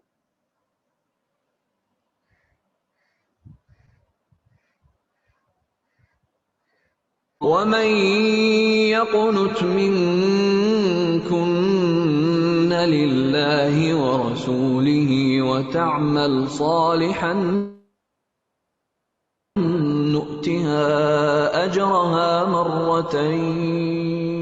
نؤتها أجرها مرتين وأعتدنا لها رزقا كريما. يا نساء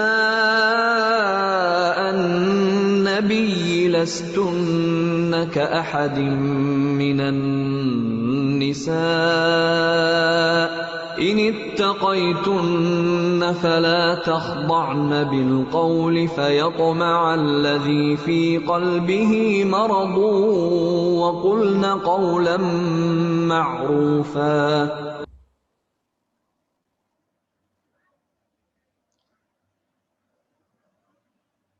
اور تم میں سے جو اللہ اس کے رسول کی اطاعت کرے گی اور نیک عمل کرے گی اس کو ہم دوہرا اجر دیں گے, اور ہم نے اس کے لیے رزق کریم مہیا کر رکھا ہے. یعنی کہ آپ صلی اللہ علیہ وسلم کی بیویوں کو اختیار دیا گیا تھا, اسی کے بارے میں بات مزید آگے چل رہی ہے. نبی کی بیویوں تم عام عورتوں کی طرح نہیں ہو, اگر تم اللہ سے ڈرنے والی ہو تو دبی زبان سے بات نہ کیا کرو. اب دیکھیں یہاں پر آپ صلی اللہ علیہ وسلم کی ازواج کو بات کر کے ہم سب کو بتایا اور سکھایا جا رہا ہے کچھ چیزوں کو کہ اگر ہمیں لائف میں کیا چیزیں کس طرح سے کرنی ہے اور کیسے نہیں کرنی ہے. کیونکہ دل کی خرابی کا مبتلا کوئی شخص لالچ میں پڑ جائے, اور بلکہ صاف اور سیدھی بات کیا کرو. یعنی غیر مردوں سے تعلقات رکھے جائیں گے, باتیں ہوں گی, ان سے کوئی لین دین ہوگا, کچھ بھی ہوگا, تو کسی کے دل میں بھی کہتے ہیں نا کہ کوئی بھی دل کا مریض ہو یا نفاق کا مرض ہو اس کے اندر, تو وہ غلط خیالات رکھنے والا شخص ہو تو وہ آپ کی باتوں سے بہت ہی غلط معنی غلط مقاصد لے سکتا ہے اور اس کو پھر اپنے لیے غلط طریقے سے بات سمجھ سکتا ہے. تو یہاں پہ کیا کہا جا رہا ہے کہ یہ نہیں منع کیا کہ بات ہی نہ کرو, بلکہ یہ نہیں کہا گیا, کیونکہ جب انسان باہر نکلے گا, لین دین کرے گا, کسی سے تعلقات انٹریکشن ہوں گے اس کے, تو ظاہر سی بات ہے آپ نہیں کہہ سکتے کہ آپ بالکل بات ہی نہیں کریں گے کسی سے. تو کرنے میں تعلق طریقہ کیا بتا دیے, کیا نہ کرو کہ ایسی دبی زبان میں, یعنی کہ ایسے اسٹائلش الفاظوں میں اور اتنے جو ہے وہ ایکشن مار مار کے باتیں, یہ والی باتیں نہ ہو, بلکہ سمپل کلیئرلی جیسے ہم دنیا میں بھی آپ باتیں کر رہے ہیں ایک دوسرے کے ساتھ, ہم ویسے ہی باتیں کر رہے ہو, تو کسی کو بھی کوئی یعنی کہ ایک فارم بیہیویئر اگر ہمارا ہو لوگوں کے ساتھ باتیں کرنے میں, تو کسی کو بھی کوئی تکلیف نہیں ہو سکتی, کسی کے دل میں بھی کوئی خرابی اگر جاگے بھی تو اس سے ہمارے کو لینا دینا نہیں ہو سکتا کہ ہم اس کو اگنور کر سکتے ہیں. مگر یہاں پہ تعالیٰ کیا فرما رہے ہیں کہ کسی کو بھی اپنی اس طرح سے باتوں کے ساتھ اپنی آوازوں سے یا اپنے اسٹائل کے ساتھ لوگوں کو جو ہے وہ ایسے کیچ نہ کیا جائے. وقرن فی بیوتکن ولا تبرجن تبرج الجاہلیت الاولی، اور اپنے گھروں میں ٹک کر رہو اور سابق دور جاہلیت کی سجدج نہ دکھاتی پھرو، اور نماز قائم کرو۔ یعنی کہ اصل میں عورت کا مقام تو گھر ہے، گھر ہی میں رہنے کے لیے کہا گیا۔ ہم مگر گھر سے نکلنے کے لیے منع نہیں کیا گیا، ضرورت پڑنے پر انسان گھر سے باہر نکل سکتا ہے، مگر گھر سے باہر نکلنے کا طریقہ کیا بتا دیا گیا؟ جب گھر سے باہر نکلو تو سجدج نہ دکھاتی پھرو، تبرج نہ کرتی پھرو، اپنے آپ کو بہت بیوٹیفائی یا بہت ہی زیادہ اپنی فیچرز کو جو ہے بہت زیادہ شارپ نہ کرو کہ تم جو ہے لوگ چلو باہر تو لوگ دیکھیں تمہارے، یا بہت زیادہ خوبصورت تمہاری جو ہے وہ ڈریسنگ ہو جس کو لوگ نوٹس کریں، ڈریسنگ میں کلرز بہت زیادہ اچھے ہوں اس کو نوٹس کریں لوگ تمہاری پاؤں کی ایڑی جو چل رہی ہے جوتی اس کی ٹک ٹک اس کی نوٹس کریں، ہاتھوں میں پاؤں میں جو زیورات جو تم نے پہن رکھے ہیں بج رہے ہیں اس کو لوگ نوٹس کریں، یا تمہاری جو شکل پہ تم نے اتنا کچھ میک اپ لاد رکھا ہے جو لوگ دیکھ رہے ہیں لوگ اس کو نوٹس کریں، تو کیا ہے یہ سب تبرج میں آ جاتا ہے۔ یا تو اپنے فیچرز بہت ہی جو ہے شارپ کرنا ہے، اپنا فگر بہت ہی زیادہ اپنا شارپلی جو ہے وہ ایسے کٹس اور ایجز والے کپڑے پہننا جو آپ کے فیچرز کو اور زیادہ ہی جو ہے اٹریکٹیو بنا رہے ہو۔ تو اللہ تعالیٰ کیا فرما رہے ہیں یہاں پہ کہ اپنے گھروں میں تو بیٹھو، یعنی اصل کام تو عورت کا گھر بیٹھ کے اپنے گھر بیٹھ کے ہی کام کرنا ہے، گھر سے باہر نکلنے کی ضرورت نہیں ہے۔ اور اگر گھر سے باہر نکلنے کی ضرورت پڑ بھی جائے، ان کیس آف کہ ضرورت کہ تم نکل سکتی ہو، تو پھر کیا کرو؟ اپنی جاہلیت کی سج دھج نہ دکھاؤ، کیونکہ یہ ساری سجدہ جو میں نے ایکسپلین کی ابھی، اس سب کا سبحانہ تعالیٰ کیا فرما رہے ہیں؟ یہ جاہلیت کی ہے، بفور اسلام ہے۔ اسلام لانے کے بعد یہ کرے گا کوئی شخص تو پھر کیا کہیں گے اس کو ہم؟ تو کیا کہا جا رہا ہے یہاں پہ کہ جب تم ایسی سجدت جو ہے اپنی چھپا کے رکھو، اور اس کے لیے کیا کرو؟ اس کے اوپر کوئی سا اپنا ایک سادہ سا کوئی بڑا چادر یا بڑا دوپٹہ یا بڑا جو اپنا عبایا کی ٹائپ سلوار شکل لیا ہو اس کو اس کے اوپر ڈال لو، اور اس کے بعد پھر گھر سے باہر نکلو۔ گھر میں اپنی زینت کو منع نہیں کیا گیا اختیار کرنے کے لیے، مگر گھر کے باہر لوگ تو آپ کے محرم نہیں ہیں جن کو آپ دکھانے کے لیے نکلیں گی۔ اور کیا کہا جا رہا ہے؟ نماز قائم کرو، یعنی اصل فوکس ان چیزوں پہ کرو جو کرنے کا کام ہے۔ نماز قائم کرو اور زکوٰۃ دو، اور اللہ کی اور اس کے رسول کی اطاعت کرو۔ اللہ تو یہ چاہتا ہے کہ تم اہل بیت سے گندگی کو دور کر دے اور تمہیں پوری طرح سے پاک کر دے۔ یہاں پہ کیا کہا گیا؟ اہل بیت کہا گیا ان کو۔ اس کا مطلب ہے کہ ازواج مطہرات بھی اہل بیت میں شمار ہوتی ہیں، اللہ کے رسول کے گھرانے میں شمار ہوتی ہیں۔ حضرت فاطمہ، علی اور حسن اور حسین کے علاوہ ازواج مطہرات بھی اہل بیت میں شمار ہوتی ہیں۔ یاد رکھو کہ اللہ کی آیات اور حکمت کی ان باتوں کو جو تمہارے گھروں میں سنائی جاتی ہیں، بے شک اللہ لطیف اور باخبر ہے۔ ان المسلمین والمسلمات والمؤمنین والمؤمنات والقانتین والقانتات والصادقین والصادقات، بالیقین جو مرد اور جو مسلم عورتیں ہیں، بالیقین جو مرد اور جو عورتیں مسلم ہیں، مومن ہیں، مطیع و فرمان ہیں، سچے ہیں، صابر ہیں، اللہ کے آگے جھکنے والے ہیں، صدقہ دینے والے ہیں، روزہ رکھنے والے ہیں، اور اپنی شرمگاہوں کی حفاظت کرنے والے ہیں، اور اللہ کو کثرت سے یاد کرنے والے ہیں، اللہ نے ان کے لیے مغفرت اور اجر عظیم مہیا کر رکھا ہے۔ اللہ تعالیٰ کیا فرما رہے کہ جو کرنے کے کام ہے نا وہ یہ سارے کام ہیں، اور وہ کیا کیا ہے کہ اپنے لیے انسان کیا سوچے کہ اطاعت، اسلام، اپنی جو اطاعت میں اور اسلام میں قنوت اختیار کرنا، اور اس کے بعد پھر جو ہے صبر اور شکر، اللہ کا ڈر اور صدقہ اور نماز اور روزہ، یہ ساری چیزیں اللہ تعالیٰ کیا فرما رہے ہیں، اور ساتھ میں ذکر، یعنی کہ ذاکرین اور ذاکرات کا بھی نام لیا، ذکر کرنے والے مرد اور ذکر کرنے والی عورتیں۔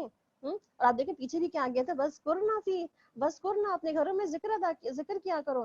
تو بہترین آپ دیکھیں کہ ہاں بار بار ذکر کی بات ہوتی ہے، تو بہترین عمل جو انسان دنیا سے جاتے ہوئے کرتا ہے نا اپنی زندگی میں وہ ذکر ہے۔ اور آپ نے کیا فرمایا کہ مفردون آگے نکل گئے، لوگوں نے پوچھا آپ وسلم سے، صحابہ کرام نے، کہ یا رسول اللہ یہ مفردون کون ہے؟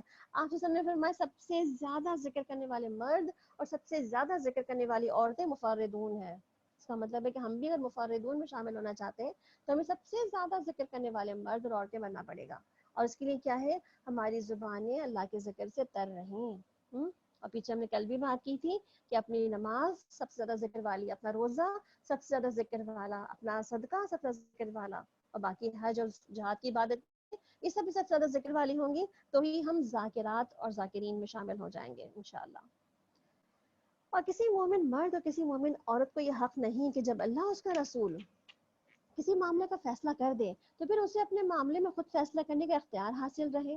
اور جو کوئی اللہ اس کے رسول کی نافرمانی کرے تو وہ کھلی گمراہی میں پڑ گیا. یعنی کہ جب اللہ کے رسول نے اور اللہ نے فیصلہ کر دیا تو اس کے بعد کوئی سیکنڈ آپشن سیکنڈ رائے نہیں ہو سکتی ہے. اور اے نبی صلی اللہ علیہ وسلم یاد کرو وہ موقع جب تم اس شخص سے کہہ رہے تھے جس پر اللہ نے اور تم نے احسان کیا تھا اور اپنی بیوی کو نہ چھوڑ اور اللہ سے ڈر.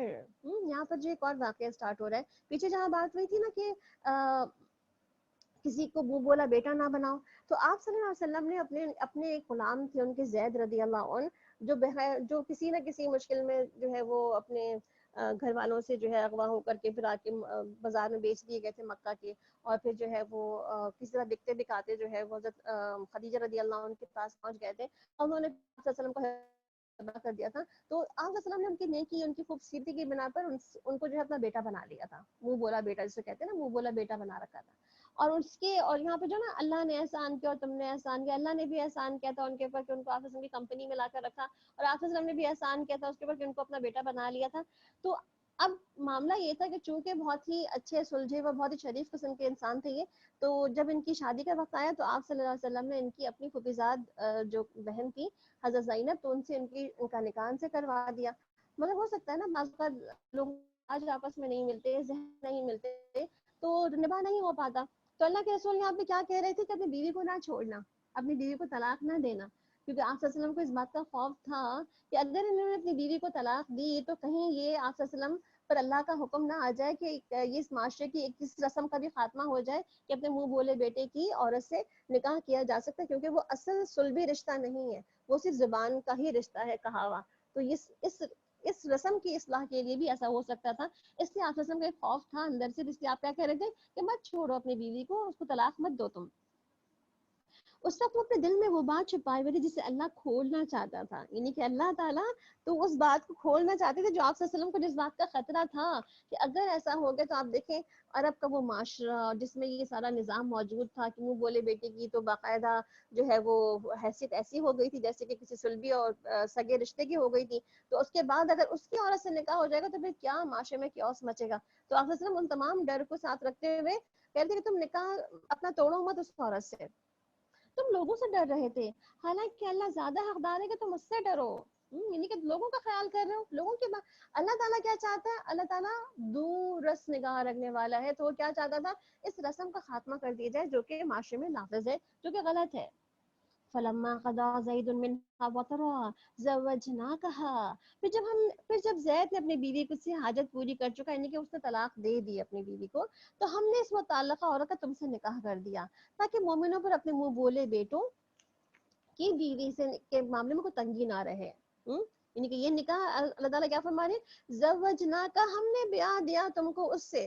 یعنی کہ اللہ تعالیٰ نے خود ہی نکاح کروا دیا حضرت زینب کا آپ صلی اللہ علیہ وسلم سے, اور اس باقاعدہ دنیا میں زمین پر اس کی نکاح کی شرائط اور چیزیں طے نہیں ہوئی, بلکہ آپ صلی اللہ علیہ وسلم کا نکاح آسمانوں پر ہی کرا دیا گیا اللہ تعالیٰ کی طرف سے. تو کیا کہا گیا کہ ہم نے تمہیں بیاہ دیا اس سے, جاؤ اب اس کے گھر چلے جاؤ, اور بیوی کے معاملے میں کوئی تنگی نہ رہے جبکہ وہ ان سے اپنی حاجت پوری کر چکے ہوں. اور اللہ کا حکم تو عمل میں آنا ہی چاہیے. نبی صلی اللہ علیہ وسلم پہ کسی کام میں رکاوٹ نہیں جو اللہ نے اس کے لیے مقرر کر دیا ہو. ہاں, یہی اللہ کی سنت اور ان سب انبیاء کے معاملے میں رہی ہے جو پہلے گزر چکے ہیں. اللہ کا حکم قطعی طے شدہ فیصلہ ہوتا ہے, اور یہ اللہ کی سنت ان لوگوں کے لیے ہے جو لوگوں کو پیغام پہنچاتے ہیں, اسی سے ڈرتے ہیں, اور ایک خدا کے سوا, ایک اللہ کے سوا کسی اور سے نہیں ڈرتے, اور محاسبے کے لیے تو بس اللہ ہی کافی ہے. ما کان محمد ابا احد من رجالکم ولکن رسول اللہ وخاتم النبیین. اور محمد صلی اللہ علیہ وسلم تمہارے مردوں میں سے کسی کے باپ نہیں, کسی مرد کے باپ نہیں ہے, یعنی کہ کسی بیٹے کے باپ نہیں ہے, مگر وہ اللہ کے رسول و خاتم النبیین ہیں, اور اللہ ہر چیز کا علم رکھنے والا ہے. یہاں پر اللہ تعالیٰ جو ہے نا آپ صلی اللہ علیہ وسلم کی خاتم النبیین کی بات کر رہے ہیں کہ آپ صلی اللہ علیہ وسلم آخری نبی ہیں اللہ سبحانہ تعالیٰ کی تمام نبیوں کی کڑی میں سے. اس لیے اللہ سبحانہ تعالیٰ نے ان کی بات کو نبوت کا سلسلہ آگے نہیں بڑھایا, اس لیے یہاں پر نبوت ختم کر دی. بنی اسرائیل میں ایسا ہوتا تھا کہ جب انبیاء چلے جاتے تھے تو اس کے بعد ان کی قوم میں سے کوئی دوسرا نبی بن کے آ جایا کرتا تھا، اور وہ پھر جو ہے وہ نبوت اس کو شفٹ ہو جایا کرتی تھی، اور ایک کے بعد ایک کے بعد ایک، اس لیے بہت سے نبی جو ہے وہ بنی اسرائیل میں نظر آتے ہیں۔ مگر آپ صلی اللہ علیہ وسلم کی ذات کے بارے میں کیا آ رہا ہے کہ آپ جو ہے وہ آپ ایک طرح سے خاتم ہیں، یعنی کہ تمام نبیوں کی چین کی خاتم ہے، سیلڈ ہے، مہر ہے، اینڈ ہے آپ، اس کے بعد آپ کے بعد کوئی اور نبی اللہ سبحانہ تعالیٰ نے اس دنیا میں نہیں دیا، اس لیے جو ہے وہ آپ کی رسالت، آپ کی کتاب، آپ کی جو سیرت طیبہ ہے وہ رہتی دنیا تک قائم رہنے والی ہے، کیونکہ ہر ایرا کا نبی اپنے علاقے اور اپنے لوگوں تک کے لیے ہوتا تھا، مگر آپ صلی اللہ علیہ وسلم کی ذات جو ہے ان کی نبوت تمام انسانوں کے لیے، تمام رہتی دنیا تک کے لیے ہے۔ اور اسی لیے آپ صلی اللہ علیہ وسلم نے کیا فرمایا تھا کہ میری امت میں سے بے شک 30 کذاب ایسے ہوں گے، یعنی کہ ایسے 30 ایسے جھوٹے لوگ دنیا میں آئیں گے جو نبوت کا دعویٰ کریں گے، اور ہر ایک کا دعویٰ ہوگا کہ وہ خاتم النبیین ہے، جبکہ کوئی بھی خاتم النبی نہیں ہوگا اس میرے علاوہ۔ اور اس کے علاوہ صلی اللہ علیہ وسلم یہ بھی فرمایا تھا کہ بنی اسرائیل کی سیاست جو تھی وہ انبیاء کیا کرتے تھے، جب کوئی نبی وفات پا جاتا تو دوسرا نبی اس کی جگہ آ جاتا تھا، یقیناً میرے بعد کوئی نبی نہیں آئے گا اور میرے بعد خلفاء ہوں گے اور بہت ہوں گے، یعنی کہ اس کے بعد خلفاء کی باری آئے گی اور کوئی نبی نہیں آئے گا۔ اے لوگوں جو ایمان لائے ہو، اللہ کو کثرت سے یاد کرو، صبح اور شام اس کی تسبیح کرتے رہو۔ پھر ذکر اور پھر تسبیح کی بات آ گئی ہے، اس کا مطلب کیا ہے کہ تسبیح اور ذکر اللہ کی کہتے ہیں نا، تسبیح جو ہم پڑھ رہے ہوتے ہیں تو وہ کیا کر رہے ہوتے ہیں، وہ چکر کاٹتے رہتے ہیں، ایون اتنے چکر کاٹتے ہیں کہ وہ تسبیح اور ذکر اللہ کے ہمارے اوپر عرش تک جا پہنچتے ہیں، پھر وہاں جا کے عرش کے حاملین کے ساتھ بھی جو ہے وہ ذکر کرنا شروع کر دیتے ہیں۔ تو بیسیکلی یہاں پہ تعالیٰ کیا فرما رہے ہیں، سبحوہ بکرۃ و اصیلا، صبح شام اس کی تسبیح کرو۔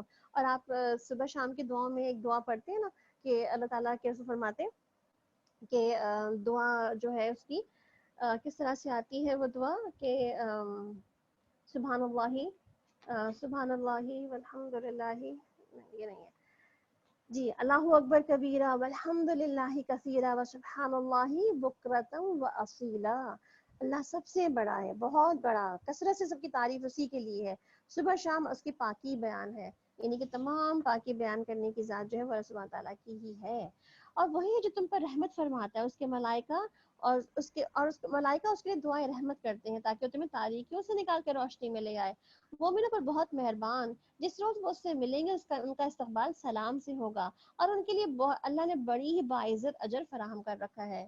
یا ایھا النبی انا ارسلناک شاہدا ومبشرا ونذیرا، اے نبی صلی اللہ علیہ وسلم، ہم نے تمہیں بھیجا ہے گواہ بنا کر، بشارت دینے والا اور ڈرانے والا بنا کر، اور اللہ کی اجازت سے اس کی طرف دعوت دینے والا بنا کر کے، داعیا الی اللہ باذنہ وسراجا منیرا، اور روشن چراغ بنا کر کے، وبشر المؤمنین، اور بشارت دے دو مومنوں کو جو تم پر ایمان لائے ہیں، اور ان کے لیے اللہ کی طرف سے بڑا فضل ہے، ہرگز نہ دبو کافر و منافقین سے، اور کوئی پرواہ نہ کرو ان کی اذیت رسانی کی، اور بھروسہ کر لو اللہ کے لیے، بھروسہ کر لو اللہ ہی کافی ہے، کہ آدمی سارے معاملات میں اسی پر ہی بھروسہ کرے۔ یعنی کہ آپ صلی اللہ علیہ وسلم کو کیا بتا دیا گیا کہ آپ داعی اللہ ہیں، آپ سراج منیر ہیں، آپ لوگوں کو خوشخبری دینے کے لیے آئے ہیں، تو یہ ساری یہ جو ساری صفات ہیں آپ صلی اللہ علیہ وسلم کی، یہ تورات میں بھی صفات ایسی ہی موجود ہیں آپ صلی اللہ علیہ وسلم کے بارے میں۔ یا ایھا الذین آمنوا اذا نکحتم المؤمنات ثم طلقتموهن من قبل ان تمسوهن، اے لوگوں جو ایمان لائے ہو، جب تم مومن عورتوں سے نکاح کرو پھر انہیں ہاتھ لگانے سے پہلے ہی طلاق دے دو، تو تمہاری طرف سے ان پہ کوئی عدت لازم نہیں جن کے پورے ہونے کا تم مطالبہ کر سکو، لہٰذا انہیں کچھ مال دو اور بھرے طریقے سے ان کو رخصت کر دو، بھرے طریقے سے رخصت کر دو یہاں پر۔ اچھا، یہاں پر آپ صلی اللہ علیہ وسلم کی جو بات ہو رہی تھی نا کہ تسبیح کی جو بات ہو رہی تھی اور سراج منیر کی جو بات ہو رہی تھی، تو جو آپ ایک تصویر دیکھ رہے ہیں نا سامنے، سبحان اللہ والحمد للہ ولا الہ الا اللہ واللہ اکبر، سب سے خوبصورت ترین تسبیح ہے یہ جو اس میں نظر آ رہی ہے آپ کو۔ اور اس کے علاوہ آپ صلی اللہ علیہ وسلم ایک اور تسبیح بہت کثرت سے پڑھا کرتے تھے، لا الہ الا اللہ وحدہ لا شریک لا شریک لہ، اللہ اکبر کبیرہ والحمد للہ کثیرہ وسبحان اللہ رب العالمین، لا حول ولا قوة الا باللہ العزیز الحکیم۔ ایک یہ تسبیح تھی آپ وسلم کی بہت ذرا کثرت سے پڑھی جانے والی، اور ایک تسبیح اور تھی سبحان اللہ لا شریک لہ لہ الملک و لہ الحمد وہو علی کل شیء قدیر لا حول ولا قوۃ الا باللہ سبحان اللہ وبحمدہ۔ تو یہ ساری تسبیحات ایسی ہیں جو آپ وسلم نے کثرت سے پڑھی ہیں، اور آپ کو بہت اچھا جو ہے وہ ایک طریقہ تھا پڑھنے کا۔ تو ہمیں بھی اپنی بہت سی تسبیحات میں ان تسبیحات کو ایڈ کر لینا چاہیے۔ اور یہاں پر جو ذکر ہو رہا ہے طلاق کا یا متاع طلاق کی بات ہو رہی ہے کہ عورت کو جو اگر کبھی طلاق دے دی جائے بغیر نکاح کر کے ہاتھ لگائے بغیر، تو اس کو متاع طلاق دے دیا جائے تاکہ اس کو کمپنسیشن ہو جائے اس کی۔ یا ایھا النبی انا احللنا لک ازواجک، اے نبی صلی اللہ علیہ وسلم ہم نے تمہارے لیے حلال کر دی تمہاری وہ بیویاں جن کے مہر تم نے ادا کیے ہیں، اور وہ عورتیں جو اللہ کی عطا کردہ لونڈیوں میں سے تمہاری ملکیت میں آئی ہیں، تمہاری وہ چچا اور پھوپھی زاد اور مامو زاد اور خالہ زاد بہنیں جنہوں نے تمہارے لیے ہجرت کی ہے، اور وہ مومن عورت جس نے اپنے آپ کو آپ صلی اللہ علیہ وسلم کے لیے ہبا کیا ہو، اگر نبی صلی اللہ علیہ وسلم اسے نکاح میں لینا چاہیں، یہ رعایت خالصتاً آپ ہی کے لیے ہے اور دوسرے مومنوں کے لیے نہیں۔ ہم کو معلوم ہے کہ عام مومنوں پر ان کی بیویوں اور لونڈیوں کے بارے میں ہم نے کیا حدود عائد کر رکھے ہیں، یعنی کہ آپ صلی اللہ علیہ وسلم کے بارے میں یہ ایکسیپشنز کس لیے تھے، خاص طور پر ازواج مطہرات کی تعداد اتنی زیادہ کیوں تھی اصل میں، کیونکہ آپ صلی اللہ علیہ وسلم کا جو مشن تھا اس کو بعد میں پہنچانے کے لیے آپ کی اولادیں تو بہت نہیں تھیں، اور نہ ہی آپ کی اولادیں آپ کے پاس زندہ رہیں زیادہ، تو کون پیغام پہنچاتا آگے امت تک اور لوگوں تک، کون جو ہے وہ آپ صلی اللہ علیہ وسلم کی تمام ٹیچنگز کو لے کر کے آتا؟ تو آپ صلی اللہ علیہ وسلم نے ان کے لیے یہ اہتمام، اللہ تعالیٰ نے آپ صلی اللہ علیہ وسلم کے لیے یہ اہتمام کیا کہ ان کی بہت ساری ازواج مطہرات رکھیں، تاکہ جب آپ صلی اللہ علیہ وسلم دنیا سے چلے بھی جائیں تو آپ کی بہت ساری تعلیمات کا سلسلہ جو ہے یہ ازواج مطہرات جو ہے وہ دنیا تک لوگوں تک پہنچائے۔ اور آپ دیکھیں بھی حضرت عائشہ رضی اللہ عنہ باقاعدہ سب سے بڑی محدثہ، حضرت ام سلمہ رضی اللہ عنہ بڑی جو ہے مائع فتویٰ دینے والی، اس طرح بہت ساری ہمیں اور بھی ازواج مطہرات ملتی ہیں جنہوں نے اسلام کے لیے اور آپ صلی اللہ علیہ وسلم کے اس دین کو آگے پہنچانے کے لیے بڑی خدمات اور بڑی جو ہے وہ علم کو پہنچایا لوگوں تک۔ بہرحال تو یہاں پہ اللہ تعالیٰ کیا فرما رہے ہیں کہ یہ جو حکم ہے یہ عام لوگوں کے لیے نہیں، یہ آپ کے لیے خاص حکم ہے تاکہ تم پر کوئی تنگی نہ رہے، اور اللہ غفور الرحیم ہے۔ تم کو اختیار دیا جاتا ہے کہ اپنی بیوی میں سے جس کو چاہو اپنے سے الگ رکھو، جسے چاہو اپنے ساتھ رکھو، اور جسے چاہو الگ رکھنے کے بعد واپس بلا لو۔ اس معاملے میں تم پہ کوئی مذائقہ نہیں، یعنی کوئی بھی اس پہ نہیں کہ آپ علیہ السلام کے اوپر عدل کی پابندی بھی اللہ سبحانہ تعالیٰ نے اٹھا لی تھی کہ اگر تم عدل نہ کرنا چاہو تو نہ کر سکو تو کوئی بات نہیں ہے، مگر اس کے باوجود بھی آپ علیہ السلام بہت ہی ریگولرلی اور پابندی سے عدل کے ساتھ ہی لوگوں کو اپنی بیوی کے ساتھ معاملہ کیا کرتے تھے۔ ہر شام کا ایک دن ہر ایک بیوی کا مقرر تھا، اور اس میں کبھی بھی کوئی چیز آگے پیچھے نہیں ہوا کرتی تھی، یعنی عدل اللہ تعالیٰ نے ان سے اٹھا لیا تھا کہ عدل نہ بھی کرو تو کوئی فرق نہیں پڑے گا۔ اس کے باوجود بھی آپ صلی اللہ علیہ وسلم اپنی عدل اور انصاف کے طریقوں کو اپنی ساری بیویوں سے ایکول رکھا کرتے تھے۔ اس طرح زیادہ متوقع ہے کہ ان کی آنکھیں ٹھنڈی رہیں گی اور وہ رنجیدہ نہ ہوں گی، اور جو کچھ بھی تم ان کو دو گے اس پہ وہ سب راضی رہیں گی۔ اللہ جانتا ہے کہ جو کچھ تمہارے دلوں میں، اور اللہ علیم اور حلیم ہے۔ اس کے بعد تمہاری دوسری عورتیں تم پر حلال نہیں، اور نہ اس کی اجازت ہے کہ ان کی جگہ اور بیویاں لے آؤ، خواہ ان کا حسن تمہیں کتنا ہی پسند آئے۔ البتہ لونڈیوں کی تمہیں اجازت ہے، اللہ ہر چیز پر نگران ہے۔ اے لوگوں جو ایمان لائے ہو، نبی صلی اللہ علیہ وسلم کے گھروں میں بلا اجازت نہ چلے آیا کرو، اور کھانے کے وقت تاکتے رہو۔ ہاں اگر تمہیں کھانے پر بلایا جائے تو ضرور آؤ، مگر جب کھانا کھا لو تو منتشر ہو جاؤ اور باتیں کرنے میں نہ لگ جاؤ۔ تمہاری یہ حرکتیں نبی صلی اللہ علیہ وسلم کو تکلیف دیتی ہیں، مگر وہ شرم کی وجہ سے کچھ نہیں کہتے۔ اللہ حق بات کہنے میں نہیں شرماتا۔ نبی صلی اللہ علیہ وسلم کی بیویوں سے اگر تمہیں کچھ مانگنا ہے تو پردے کے پیچھے سے مانگا کرو، اور تمہارے ان کے دلوں کی پاکیزگی کے لیے زیادہ مناسب طریقہ ہے، اور تمہارے لیے یہ جائز نہیں کہ اللہ کے رسول کو تکلیف دو، اور نہ یہ جائز ہے ان کے بعد ان کی بیویوں سے نکاح کرو۔ تو یہاں پہ کچھ قوانین دے دیے گئے کہ جب کھانے پہ بلایا جائے آپ صلی اللہ علیہ وسلم کے گھروں پہ دعوت میں، تو تب ویسے بھی ایک عام جو رول ہے وہ یہی ہونا چاہیے نا، کھانے پہ بلایا جائے تو کھانے کے ٹائم سے پہلے جایا جائے، اور کھانا کھا کے تھوڑی دیر بعد گھر سے وہاں سے نکل جایا جائے۔ یہ جو کھانا کھانے سے پہلے اور کھانا کھانے کے بعد جو اذیت ناک سلسلے ہوتے ہیں نا ٹھہرنے کے، اور جو میزبان کو پریشان کرنے کے، کہ وہ نہ فارغ ہو پا رہا ہے نہ وہ آرام کر پا رہا ہے، تو اس چکر میں کیا ہوتا ہے کہ پھر وہ ایک سلسلہ ہی رہتا ہے۔ اور دوسری بات جو یہاں بتائی گئی ہے کہ پردے کے پیچھے سے جو ہے سوال کرو، تو باقاعدہ اس کے بعد یہ حکم نازل ہو گیا تھا حجاب کا، تو اس لیے کہ آگے حجاب کا مقصد بتایا جا رہا ہے کہ اب کیا ہے، ڈائریکٹلی جو ہے وہ کسی کے ہاتھ کسی کو بھی مرد اور عورت جو ہے جس سے انٹریکٹ نہ کریں، بلکہ کچھ ان سے مانگا بھی جائے، کوئی سوال بھی ہو تو پھر ان کو پردے کے پیچھے سے ہی سوال جواب ہو ان سے۔ اور یہ اللہ کے نزدیک بڑا گناہ ہے کیا، یعنی کہ آپ صلی اللہ علیہ وسلم کی ازواج سے آپ صلی اللہ علیہ وسلم کے بعد شادی نہیں کی جا سکتی۔ اور تم خواہ کوئی بات ظاہر کرو یا چھپاؤ، اللہ کو ہر بات کا علم ہے۔ اور ازواج نبی صلی اللہ علیہ وسلم کے لیے اس میں کوئی مذاقہ نہیں کہ ان کے باپ اور ان کے بیٹے اور ان کے بھائی اور ان کے بھتیجے، ان کے بھانجے، ان کے میل جول کی عورتیں اور ان کے غلام گھروں میں آئیں، یعنی کہ ایسے تمام لوگ گھروں میں آ سکتے ہیں جو کہ محرم رشتہ دار ہیں، جن کے آنے کے لیے کوئی پابندی نہیں ہے۔ تمہیں اللہ کی نافرمانی سے پرہیز کرنا چاہیے، اللہ ہر چیز پر نگاہ رکھتا ہے۔ ان اللہ و ملائکتہ یصلون علی النبی یا ایھا الذین آمنوا صلوا علیہ وسلموا تسلیما۔ اللہ سبحانہ تعالیٰ یہاں پہ کیا فرما رہے ہیں کہ اللہ اور اس کے ملائکہ نبی صلی اللہ علیہ وسلم پر درود بھیجتے ہیں۔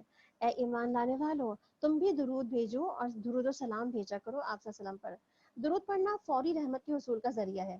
یعنی کہ آپ صلی اللہ علیہ وسلم نے کیا فرمایا، جو اخلاص دل سے ایک مرتبہ درود پڑھتا ہے اللہ تعالیٰ اس کے اوپر 10 رحمتیں نازل فرماتے ہیں، 10 درجے بلند کرتے ہیں، 10 نیکیاں اس میں اس کے لیے لکھی جاتی ہیں اور 10 گناہ اس کے معاف کر دیے جاتے ہیں۔ یعنی کہ 10 10 10 10 10 یعنی کہ +4، یعنی کہ آپ کو 40 نیکیاں اگر آپ کو چاہیے جس میں سے آپ کے گناہ بھی معاف ہو جائیں، آپ پہ رحمتیں بھی آ جائیں، آپ کے درجے بھی بلند ہو جائیں، نیکیاں بھی لکھی جائیں، تو پھر آپ ایک دفعہ درود شریف پڑھ لیں، تو دل میں ایک دفعہ درود شریف پڑھ لیں۔ درود شریف کے بارے میں اگر ہم مزید بات کریں تو درود شریف کے اوپر جو ہے بہت ساری چیزیں ہیں اور جو بہت پیمفلیٹس بھی لکھے ہوئے ہیں، انشاءاللہ پیمفلیٹ آپ کے ساتھ شیئر کر دیں گے۔ درود شریف کے فضائل ہیں، پڑھنے کے مواقع ہیں، اس کے اندر سلام کا طریقہ ہے، غیر مسنون درود بھی موجود ہیں اس میں لکھے ہوئے، اور اسی کے ساتھ جو ہے درود شریف کے جو اصل الفاظ ہیں، درود شریف کے مسنون الفاظ وہ بھی لکھے ہوئے موجود ہیں۔ سلام پہنچانے کا طریقہ کار کیا ہوگا یہ بھی اس میں لکھا ہوا موجود ہے، اور کچھ مختصر درود بھی لکھے ہوئے موجود ہیں، یہ بھی آپ کے ساتھ انشاءاللہ ہم اس کا PDF شیئر کر دیں گے۔ انگلش میں بھی موجود ہے، اردو میں بھی موجود ہے انشاءاللہ، تاکہ پھر آپ اس کو مزید پڑھ سکیں۔ یہاں بس اتنا وقت نہیں اس پورے کو ہم ڈیٹیل سے اٹھائیں، تو اس لیے فی الحال کے لیے اتنا ہی کہ تفصیلات موجود ہیں اور آپ اس کو پڑھ سکتے ہیں۔ اس کو یہ ویب سائٹ پہ بھی موجود ہے، اور یہ ہماری جو ہے وہ الہدیٰ کی پبلیکیشنز پہ آپ کو شیئر بھی کر دیں گے انشاءاللہ۔ جو لوگ اللہ اس کے رسول کو اذیت دیتے ہیں اور ان پر دنیا اور آخرت میں اللہ نے لعنت فرمائی ہے اور ان کے لیے رسوا کن عذاب مہیا کر رکھا ہے، اور جو لوگ مومن مردوں اور مومن عورتوں کو بے قصور اذیت دیتے ہیں انہوں نے ایک بڑے بہتان اور صریح گناہ کا وبال اپنے سر لے لیا ہے۔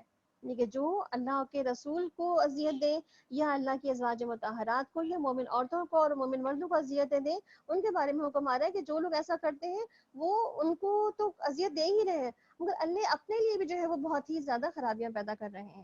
یا ایھا النبی قل لازواجک وبناتک ونساء المؤمنین یدنین علیہن من جلابیبہن ذالک ادنی ان یعرفن۔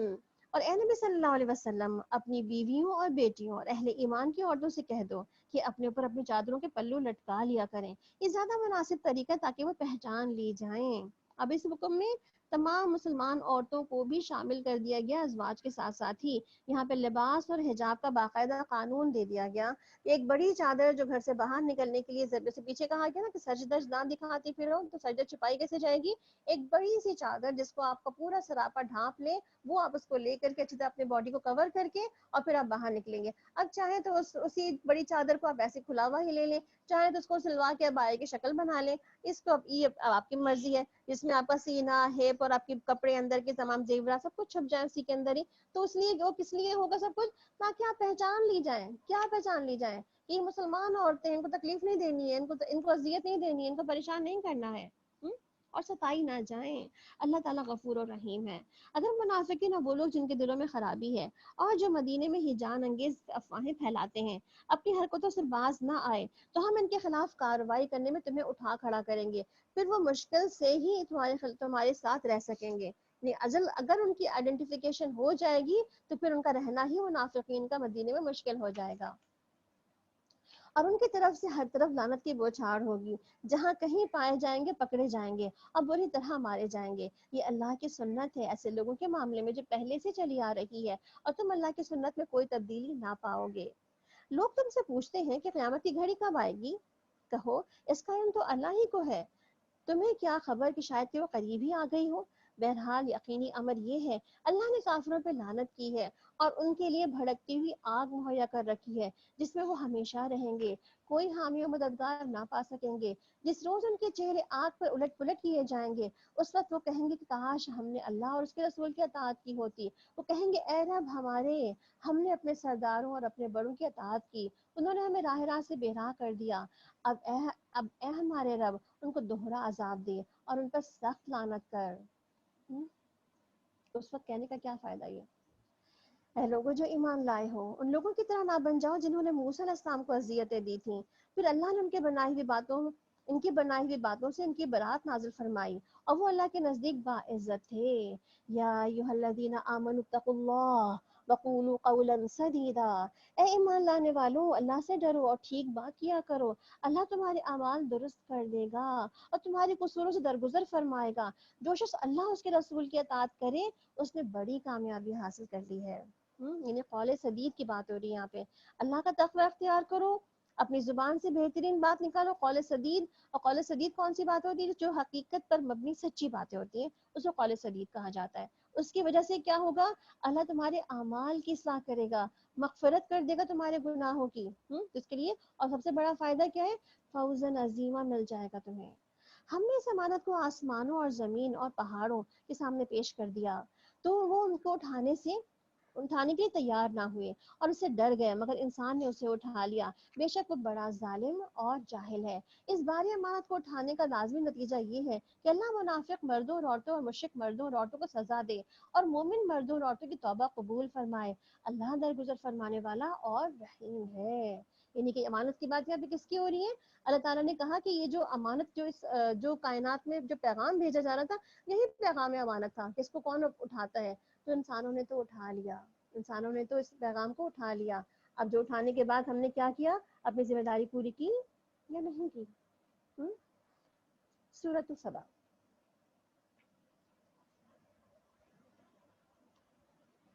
بسم اللہ الرحمن الرحیم۔ الحمد للہ الذی له ما فی السماوات وما فی الارض وله الحمد فی الآخرہ وهو الحکیم الخبیر۔ يعلم ما يلج في الأرض وما يخرج منها وما ينزل من السماء وما يعرج فيها وهو الرحيم الغفور۔ بسم اللہ الرحمن الرحیم۔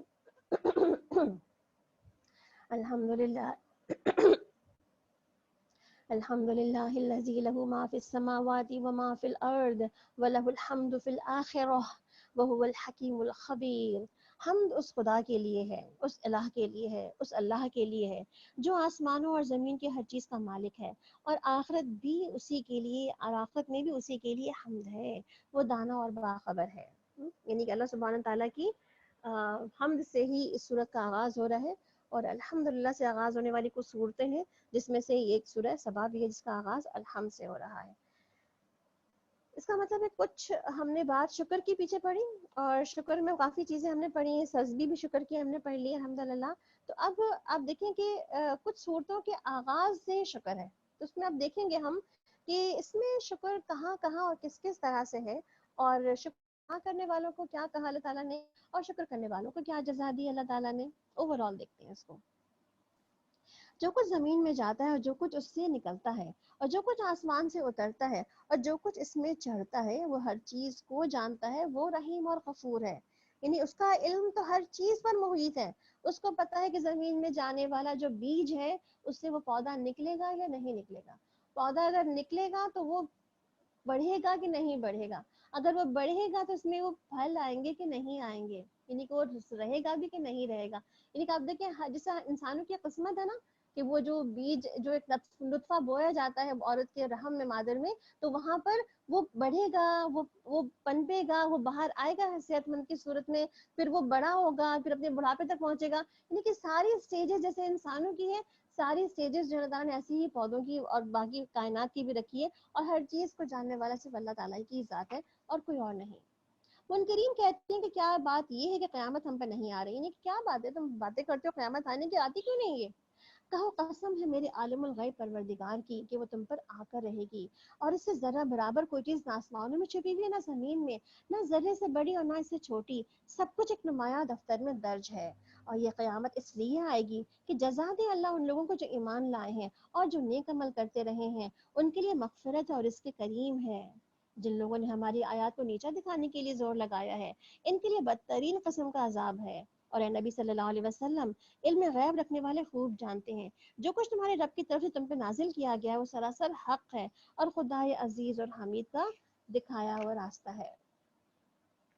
منکرین لوگ یہ کہتے ہیں کہ ہم بتائیں تمہیں ایسا شخص جو خبر دیتا ہے کہ جو تمہارے جسم کا ذرہ ذرہ منتشر ہو چکا ہوگا، اس وقت تم نئے سرے سے پیدا کر دیے جاؤ گے؟ نامعلوم یہ شخص اللہ کے نام سے جھوٹ گھڑتا ہے یا اس کو جنون ہی لاحق ہے؟ نہیں، بلکہ جو لوگ آخرت کو نہیں مانتے وہ عذاب میں مبتلا ہونے والے ہیں، اور وہی بری طرح بہکے ہوئے ہیں۔ کیا انہوں نے کبھی اس زمین اور آسمان کو نہیں دیکھا جو انہیں آگے اور پیچھے سے گھیرے ہوئے ہیں؟ کیسے گھیرے ہوئے نا؟ ہمیں اپنے تمام اینڈز پہ آسمان نظر آتا ہے، ہم چاہیں تو انہیں زمین میں دھسا دیں یا آسمان سے کچھ ٹکڑے ان کے اوپر گرا دیں، در حقیقت ان میں ایک نشانی ہے ہر اس بندے کے لیے جو خدا کی طرف رجوع کرنے والا ہو۔ وَلَقَدْ آتَيْنَا دَاوُودَ مِنَّا فَضْلًا يَا جِبَالُ أَوِّبِي مَعَهُ وَالطَّيْرَ وَأَلَنَّا لَهُ الْحَدِيدَ۔ ہم نے داؤد علیہ السلام کو اس کے اپنے ہاں بڑا فضل عطا کیا تھا، اس کے لیے پہاڑوں کے ساتھ اس کو پہاڑوں کے لیے کیا کہا تھا؟ ہم آہنگی کرو، یعنی کہ پہاڑ بھی ان کے ساتھ تصویر میں شریک ہو جایا کرتے تھے، اور پرندے بھی ہم نے لوہے کو اس کے ہاتھوں میں نرم کر دیا تھا، اور اس ہدایت کے ساتھ کہ وہ زرہیں بنائے، زرہیں مطلب جو جنگی لباس ہوتے ہیں، اور ان کے حلقے بہت ٹھیک اندازے کے ساتھ رکھے، اور شکر ادا کرو آل داؤد، اور نیک عمل کرو، اور جو کچھ تم کرتے ہو اس کو میں دیکھ رہا ہوں۔ اور سلیمان علیہ السلام کو ہم نے ہوا کو مسخر کر دیا، اور صبح کے بعد اس کا چلنا 1 مہینے کی راہ تک تھا، اور شام کے بعد اس کا چلنا 1 مہینے کی راہ تک۔ یعنی کہ آپ دیکھیں کتنی لانگ فلائٹ تھی کہ 1 مہینے کی ڈسٹینس کا جو پورا جو ڈسٹینس تھا وہ صرف ایک صبح اور ایک شام طے ہو جایا کرتا تھا، یعنی کہ صبح لشکر جہاں پہنچتا اور شام واپس بھی آ جاتا۔ آج تو ہمارے سپر سونک جو جتنے بھی ہمارے جہاز ہیں وہ بھی اتنی اسپیڈ سے نہیں چلتے کہ 1 مہینے کی مسافت کے برابر کہیں پہ پہنچ جائیں۔ ہاں بہرحال اس پہ آج کل ورک آؤٹ تو بہت ہو رہا ہے، نئی نئی ٹیکنالوجیز جو ہے اس پہ کام کر رہی ہیں، اور اس کو بہتر بنانے کی بہت سی کوششیں بھی ہو رہی ہیں، اور یہ بھی کہا جا رہا ہے کہ کچھ عرصے میں کوئی ایسے جہاز بھی اور ایسے جو ہے وہ انسانوں کو لے جانے والے شپس بھی آ جائیں گے جو اسپیس میں جا کر جو ہے ٹریول کریں گے، اور ان کو پھر جو ہے وہ جہاں وہ پورے 24 آورس کا یہ 48 آورس کا سفر ہوگا، وہ پھر جو ہے وہ ہاف این آور کا رہ جائے گا۔ بہرحال دیکھتے ہیں یہ بھی کیا ہوتا ہے۔ اور اس کے ساتھ ہی ہم نے اس کے لیے پگھلے ہوئے تانبے کا چشمہ بہا دیا، اور ایسے جن اس کے تابع کر دیے جو اپنے رب کے حکم سے اس کے آگے کام کرتے تھے۔ ان میں سے کچھ ہمارے حکم سے سرتابی نہ کرتے، یعنی کہ جو بھی حد سے آگے بڑھ جاتا تو اللہ تعالیٰ اس کو کچھ سزا دے دیتے ہیں، اور اس کو ہم بھڑکتی ہوئی آگ کا مزہ چکھاتے، اور وہ اس کے لیے وہ کچھ بناتے تھے جو کچھ وہ چاہتا تھا، اونچی عمارتیں، تصویریں، بڑے بڑے حوض جیسے لگن، اور اپنی جگہ سے نہ ہٹنے والی جو ہے دیگیں، یعنی کہ بھاری بھاری دیگیں۔ اتنا کچھ، جب لشکر اتنا بڑا تھا تو لشکروں کے لیے کھانا بھی تو کتنا پکتا ہوگا نا۔ اعملوا آل داود شکرا وقلیل من عبادی الشکور، اے آل داود عمل کرو شکر کے طریقے پر، میرے بندوں میں کم ہی شکر گزار ہیں۔ جو بھی نعمتیں ملی ہیں ہم سب گننا شروع کر دیں آج سے کتنی نعمتیں مل سکی ہمیں، اور ان سب پہ باری باری رک رک کے شکر ادا کریں۔ کیا اس نعمت کا شکر میں نے ادا کیا؟ کیا اس کا کیا؟ کیا اس کا کیا؟ تو آپ دیکھیں یہ حضرت داؤد علیہ السلام کی، سلیمان علیہ السلام کی جو ہمیں مثال بتائی جا رہی ہے، یہ شکر کے طریقے کی مثال ہے نا، کہ انہوں نے ہر حال میں شکر ادا کیا اللہ سبحانہ تعالیٰ کا۔ پھر جب سلیمان علیہ السلام پر ہم نے موت کا فیصلہ نافذ کر دیا تو جنوں کو اس بات کا پتہ دینے والی کوئی چیز اس کے گھن کے سوا نہ تھی جو ان کی عصا کو کھا رہا تھا، لیکن ان کی موت کھڑے کھڑے ہی واقع ہو گئی، اور جنوں کو پتہ بھی نہ چل سکا کہ سلیمان علیہ السلام کی وفات ہو گئی ہے۔ اس سے جو سلیمان علیہ السلام گر پڑے تو جنوں کو یہ بات کھل گئی کہ اگر وہ غیب کے جاننے والے ہوتے تو اس ذلت کے عذاب میں مبتلا نہ رہتے۔ یعنی کہ ہر عروج کو تو پھر زوال تو ہے ہی نا، جیسے ہر عروج کو زوال ہے، اس لیے کہ بقا تو صرف اللہ تعالیٰ کی ذات کے ساتھ ہی ہے، تو جو جتنا بھی بڑا ہو آخرکار ایک دن دنیا سے اس کو جانا ہی ہے۔ لقد کان لسبع فی مساکنہم آیا، بے شک سبا کے لیے اس کے مسکن میں ہی ایک نشانی موجود تھی، یعنی ملک سبا، یہ وہی سبا ہے جو ملکہ بلقیس کا جو علاقہ تھا۔ وہاں 2 باغ تھے دائیں اور بائیں، اور کھاؤ اپنے رب کا دیا ہوا رزق کا شکر بجا لاؤ اس کا. ملک ہے عمدہ اور پاکیزہ اور پروردگار ہے بخشش فرمانے والا. مگر وہ منہ موڑ گئے. آخر ہم نے ایک بند توڑ سیلاب بھیج دیا. ان کے پچھلے 2 باغوں کی جگہ 2 اور باغ دے دیے انہیں، جن میں کڑوے کسیلے پھل اور جھاؤ کے درخت تھے اور کچھ تھوڑی سی بیریاں بھی. یہ تھا ان کے کفر کا بدلہ جو ہم نے ان کو دیا. ناشکر انسان کے سوا ایسا بدلہ اور ہم کسی کو نہیں دیا کرتے. اور ہم نے ان کی اور ان بستیوں کے درمیان جن کو ہم نے برکتیں عطا فرمائی تھی، یعنی فلسطین کا علاقہ، تو نمایاں بستیاں بسا رکھی تھیں اور ان میں سفر کی مسافت ایک اندازے پر رکھی تھیں. چلو پھرو ان راستوں میں رات اور دن پورے امن کے ساتھ. مگر انہوں نے کہا کہ ہمارے رب ہمارے سفر کی مسافتیں لمبی کر دے. انہوں نے اپنے اوپر خود ہی ظلم کیا. آخرکار ہم نے انہیں افسانہ بنا کر رکھ دیا اور انہیں بالکل ہی تتر بتر کر ڈالا. یقیناً اس میں نشانیاں ہیں ہر اس شخص کے لیے جو بڑا ہی صابر اور شاکر ہو.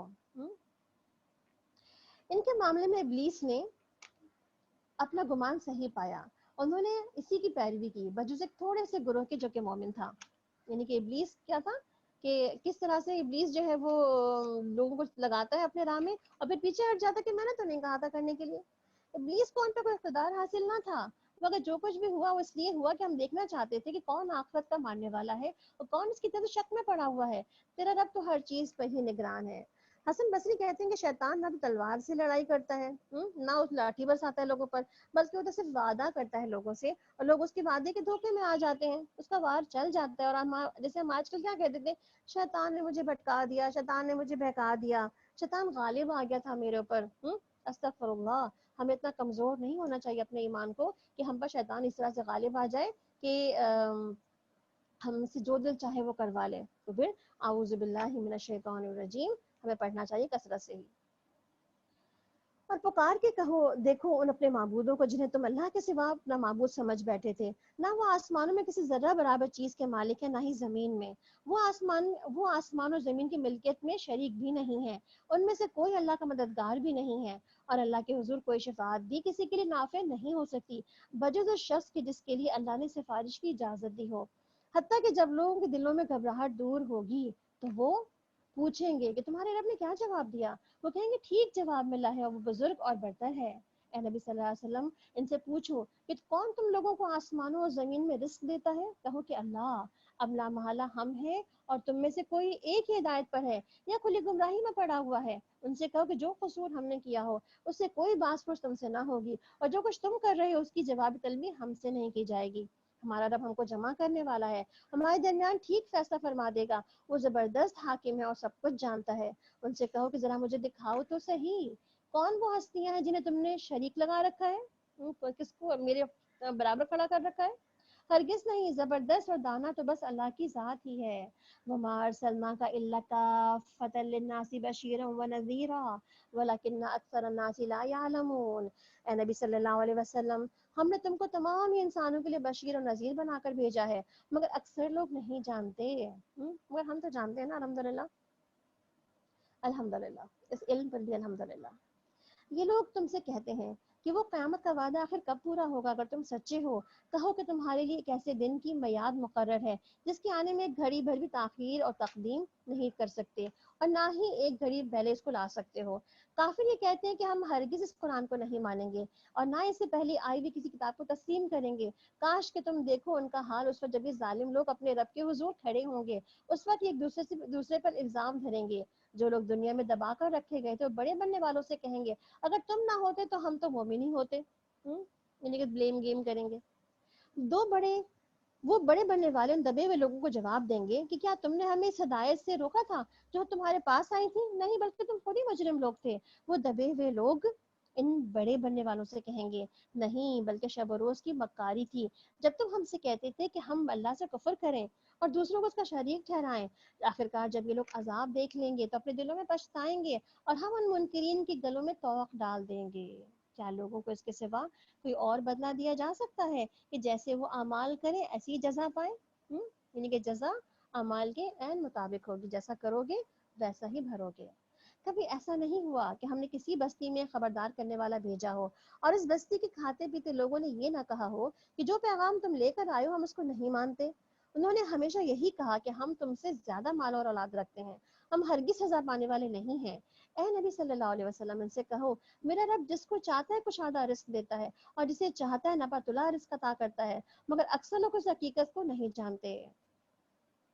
وما اموالکم ولا اولادکم، اور تمہاری دولت اور تمہاری اولادیں جو اولادیں نہیں ہیں جو تمہیں ہم سے قریب کرتی ہوں، یعنی کہ تمہاری اولاد اور دولت اللہ تعالیٰ سے قریب نہیں کرتی، ہاں مگر جو ایمان لائے اور جو نیک عمل کرے، اور یہی لوگ ہیں جن کے عمل ان کو دوہری جزا اور ان کو بلند و بالا عمارتوں میں اطمینان سے رہنا نصیب ہوگا۔ یعنی کہ اللہ کے راستے میں جو خرچ کیا ہے اپنے مال سے اور اپنی اولادوں کو اللہ کے راستے میں جو لگایا ہے، اس کے بدلے میں کیا ملے گا؟ دوہری جزا ملے گی، دنیا میں بھی اور آخرت میں بھی، اور بلند و بالا عمارتوں میں رکھے جائیں گے وہ لوگ۔ رہے وہ لوگ جو ہماری آیات کو نیچا دکھانے کے لیے دوڑ دھوپ کر رہے تھے، تو وہ عذاب میں مبتلا ہوں گے۔ قل ان ربی یبسط الرزق لمن یشاء من عباده ویقدر له، اے نبی صلی اللہ علیہ وسلم ان سے کہو کہ میرا اپنے بندوں میں جس کے لیے چاہتا ہے رزق کو شادہ کر دیتا ہوں، یعنی کہ اللہ تعالیٰ کا ہاتھ ہے، وہ جس کے لیے چاہے رزق کو شادہ کر دے، جس کے لیے چاہے تنگ کر دے، اس کی اپنی مرضی ہے۔ وہ جسے چاہتا ہے نبات اللہ رزق عطا کرتا ہے، جو کچھ تم خرچ کرتی ہو اس کی وجہ سے تم کو وہ اور دیتا ہے، اور سب رزاقوں میں سے بہتر رزاق ہے، یعنی خرچ کرنے والوں کو اور ملتا ہے، اور خرچ نہ کرنے والوں کا جو بھی راستہ وہ بھی ضائع ہو جاتا ہے۔ اس کی مثال کیسے ملتی ہے ہمیں؟ یہ کہا جاتا ہے کہ دو فرشتے روزانہ دعا مانگتے ہیں صبح سویرے آتے ہوئے، جب سورج نکلتا ہے تو کیا کہتے ہیں؟ اللہم آتی منفقا خلفا، اللہ تعالیٰ خرچ کرنے والے کو اور دے، اور مسلسل یہ دعا مانگتے رہتے ہیں وہ، اور ساتھ میں یہ دعا اور بھی کر رہے ہوتے ہیں اللہم آتی ممسکن تلقن، اور جو بھی اپنے رزق کو روک کے رکھا ہے اس کا مال اس کو تلف کر دے۔ اور یہ بھی وہ دعا کرتے ہی رہتے ہیں، اور یہ بھی کہتے ہیں یا آدم یا ابن آدم انفق انفق علیک، جب تم خرچ کرو گے تم پر بھی خرچ کیا جائے گا۔ اس کا مطلب ہے ہم جب اللہ کی راہ میں دے رہے ہوتے ہیں کچھ بھی، جو بھی دیتے ہیں اللہ کی راہ میں، جتنا بھی، تھوڑا بھی، بڑا بھی، چھوٹا بھی، زیادہ بھی، تو جو بھی دے رہے ہوتے ہیں وہ کس لیے دے رہے ہوتے ہیں؟ ہم اپنے لیے دے رہے ہوتے ہیں۔ ہم دیں گے تو اللہ تعالیٰ ہمیں دے گا، اگر ہم نہیں دیں گے تو ہمیں بھی نہیں ملے گا۔ تو اس کا مطلب کیا ہے؟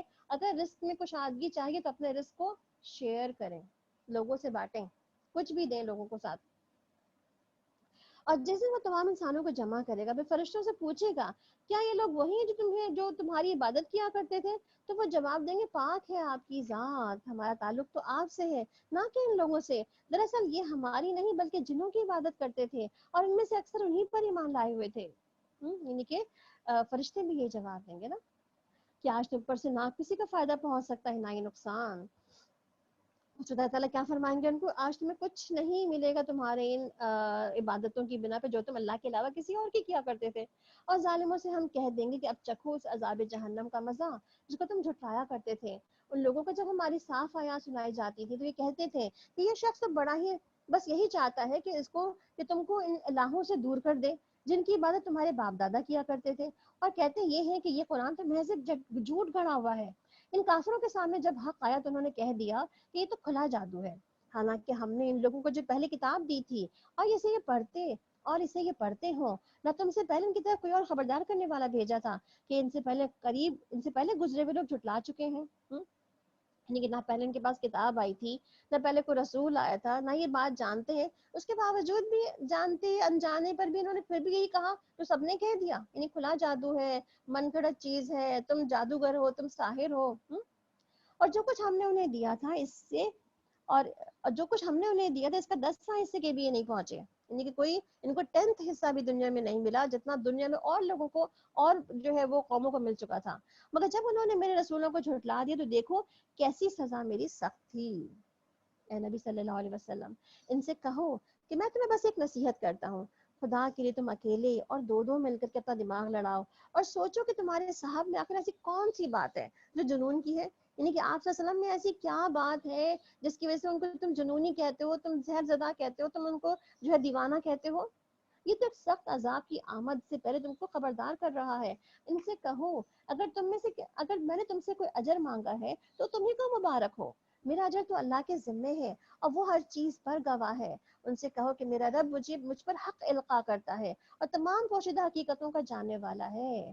قل جاء الحق وما يبدئ الباطل وما يعيد، کہو کہ حق آ گیا ہے، اب باطل کے لیے کچھ نہیں ہو سکتا۔ کہو کہ اگر میں گمراہ ہو گیا تو میری گمراہی کا وبال مجھ پر ہی ہے، اور اگر میں ہدایت پر ہوں تو اس کی وحی کی بنا پر ہوں کہ جو میرا رب میرے اوپر نازل کرتا ہے، وہ سب کچھ سنتا ہے اور وہ قریب ہی ہے۔ کاش کہ تم دیکھو اس وقت جب یہ لوگ گھبرائے پھر رہے ہوں گے اور کہیں بچ کر نہ جا سکیں گے، بلکہ قریب ہی سے پکڑ لیے جائیں گے۔ اس وقت یہ کہیں گے کہ ہم اس پر ایمان لے آئے، حالانکہ اب دور نکلی ہوئی چیز کہاں ہاتھ آ سکتی ہے، اس سے پہلے ہی کفر کر چکے ہیں اور بلا تحقیق دور دور کی کوڑیاں لایا کرتے تھے۔ اس وقت جس چیز کی یہ تمنا کر رہے ہوں گے اس سے محروم کر دیے جائیں گے، جس طرح ان کے پیش رو محروم جس طرح ان کے پیش رو ہم مشرب محروم ہو چکے ہیں اور یہ بڑے گمراہ کن شک میں پڑے ہوئے ہیں۔ سورۃ الفاتر۔ بسم اللہ الرحمن الرحیم۔ الحمد للہ فاطر السماوات والارض جاعل الملائکۃ رسلا اولی اجنحۃ مثنی وثلاث ورباع یزید فی الخلق ما یشاء ان اللہ علی کل شیء قدیر۔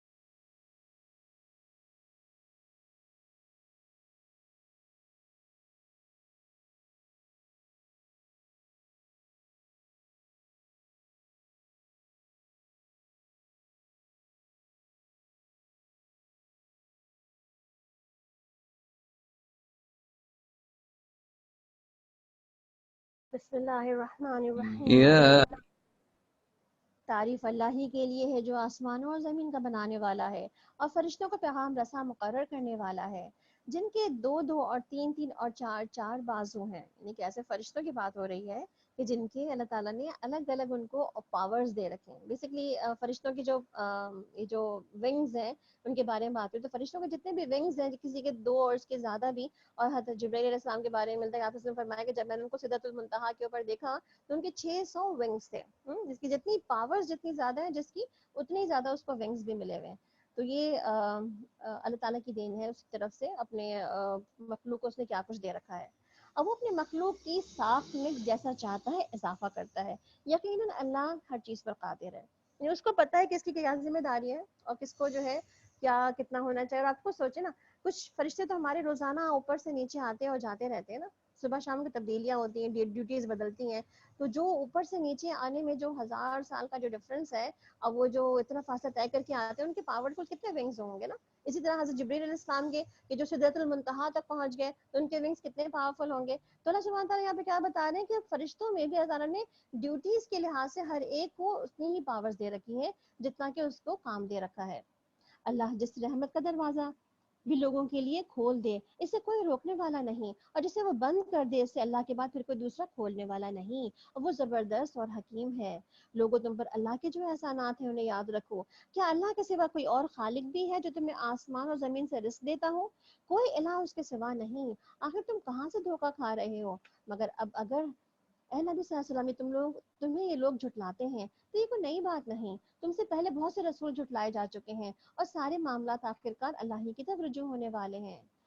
یا ایھا الناس ان وعد اللہ حق، اور لوگوں اللہ کا وعدہ یقیناً برحق ہے، لہٰذا دنیا کی زندگی تمہیں دھوکے میں نہ ڈالے اور نہ ہی وہ بڑا دھوکے باز تمہیں اللہ کے بارے میں دھوکہ دینے پائے۔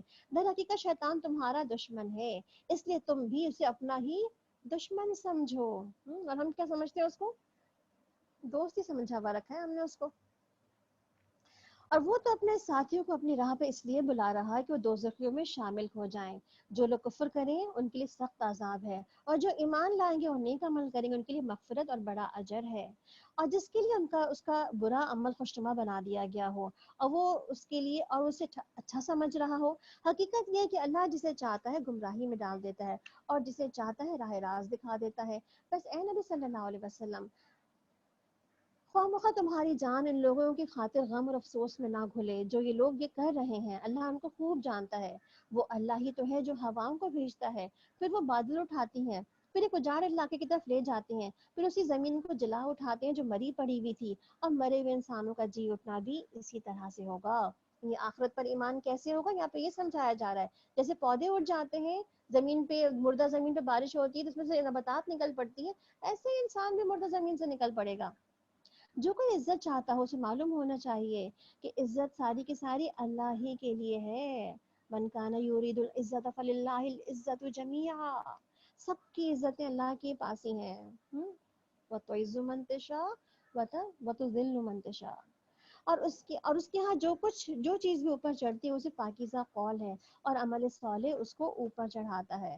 یعنی کہ جو بھی ہم اللہ کا ذکر کرتے ہیں، اللہ کی باتیں کرتے ہیں، اور ہم نیک اعمال کر رہے ہوتے ہیں، تو ہمارے نیک اعمال کو ہمارا جو ذکر ہے وہ اوپر اٹھا کے لے جاتا ہے اللہ تعالیٰ کی طرف۔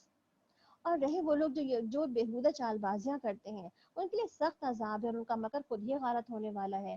اللہ نے تم کو مٹی سے پیدا کیا، پھر نطفے سے، پھر تمہارے جوڑے بنا دیے، اور کوئی عورت حاملہ نہیں ہوتی نہ بچہ جنتی ہے، مگر سب کچھ اللہ کے علم میں ہوتا ہے۔ کوئی عمر پانے والا عمر نہیں پاتا، نہ کسی کو عمر میں کچھ کمی ہوتی ہے، مگر یہ سب کچھ ایک کتاب میں لکھا ہوتا ہے۔ اللہ کے لیے یہ بہت آسان ہے۔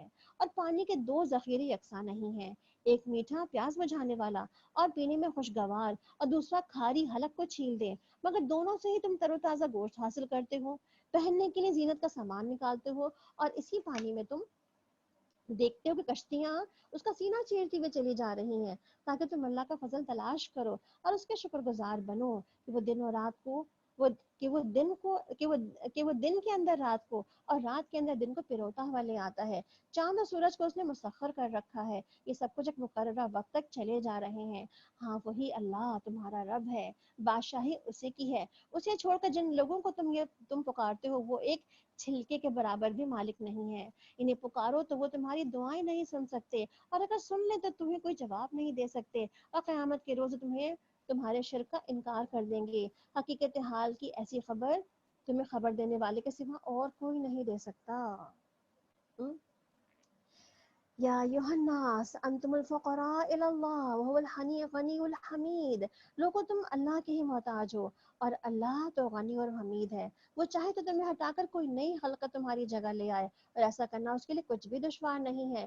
کوئی بوجھ اٹھانے والا کسی دوسرے کا بوجھ نہ اٹھائے گا، اور اگر کوئی لدا ہوا نفس اپنا بوجھ اٹھانے کے لیے پکارے گا تو اس کے بعد ایک ادنا حصہ بھی بٹانے کے لیے کوئی نہ آئے گا، اور چاہے قریب ترین رشتہ دار ہی کیوں نہ ہو۔ اے نبی صلی اللہ علیہ وسلم، تم صرف انہی لوگوں کو خبردار کر سکتے ہو جو بن دیکھے اپنے رب سے ڈرتے ہیں اور نماز قائم کرتے ہیں، اور جو شخص بھی اپنی پاکیزگی اختیار کرتا ہے اپنی ہی بھلائی کے لیے کرتا ہے، اور پلٹنا تو سب کو اللہ ہی کی طرف ہے۔ اندھا اور آنکھوں والا برابر نہیں ہے، تاریکیاں اور روشنی یکساں نہیں ہے، نہ ٹھنڈی چھاؤں اور دھوپ کی تپش ایک جیسی ہے، نہ زندہ اور مردہ برابر ہے۔ اللہ جسے چاہتا ہے سنواتا ہے، مگر اے نبی صلی اللہ علیہ وسلم تم ان لوگوں کو نہیں سنوا سکتے جو قبروں میں مدفون ہیں۔ تم تو بس خبردار کرنے والے ہو، ہم نے تم کو حق کے ساتھ بھیجا ہے، بشارت دینے والا اور ڈرانے والا بنا کر۔ کوئی امت ایسی نہیں گزری جس میں کوئی متنبع کرنے والا نہ آیا ہو۔ اب اگر یہ تم لوگوں کو جھٹلاتے ہیں تو اس سے پہلے کئی گزرے ہوئے لوگ جھٹلا چکے ہیں، ان کے پاس ان کے رسول کھلے دلائل لے کر اور صحیفے روشن ہدایات والی کتاب لے کر آئے تھے، پھر جن لوگوں نے ان کو نہ مانا ان کو ہم نے پکڑ لیا، اور دیکھ لو کیسی سزا تھی جو ہم نے ان کو دی۔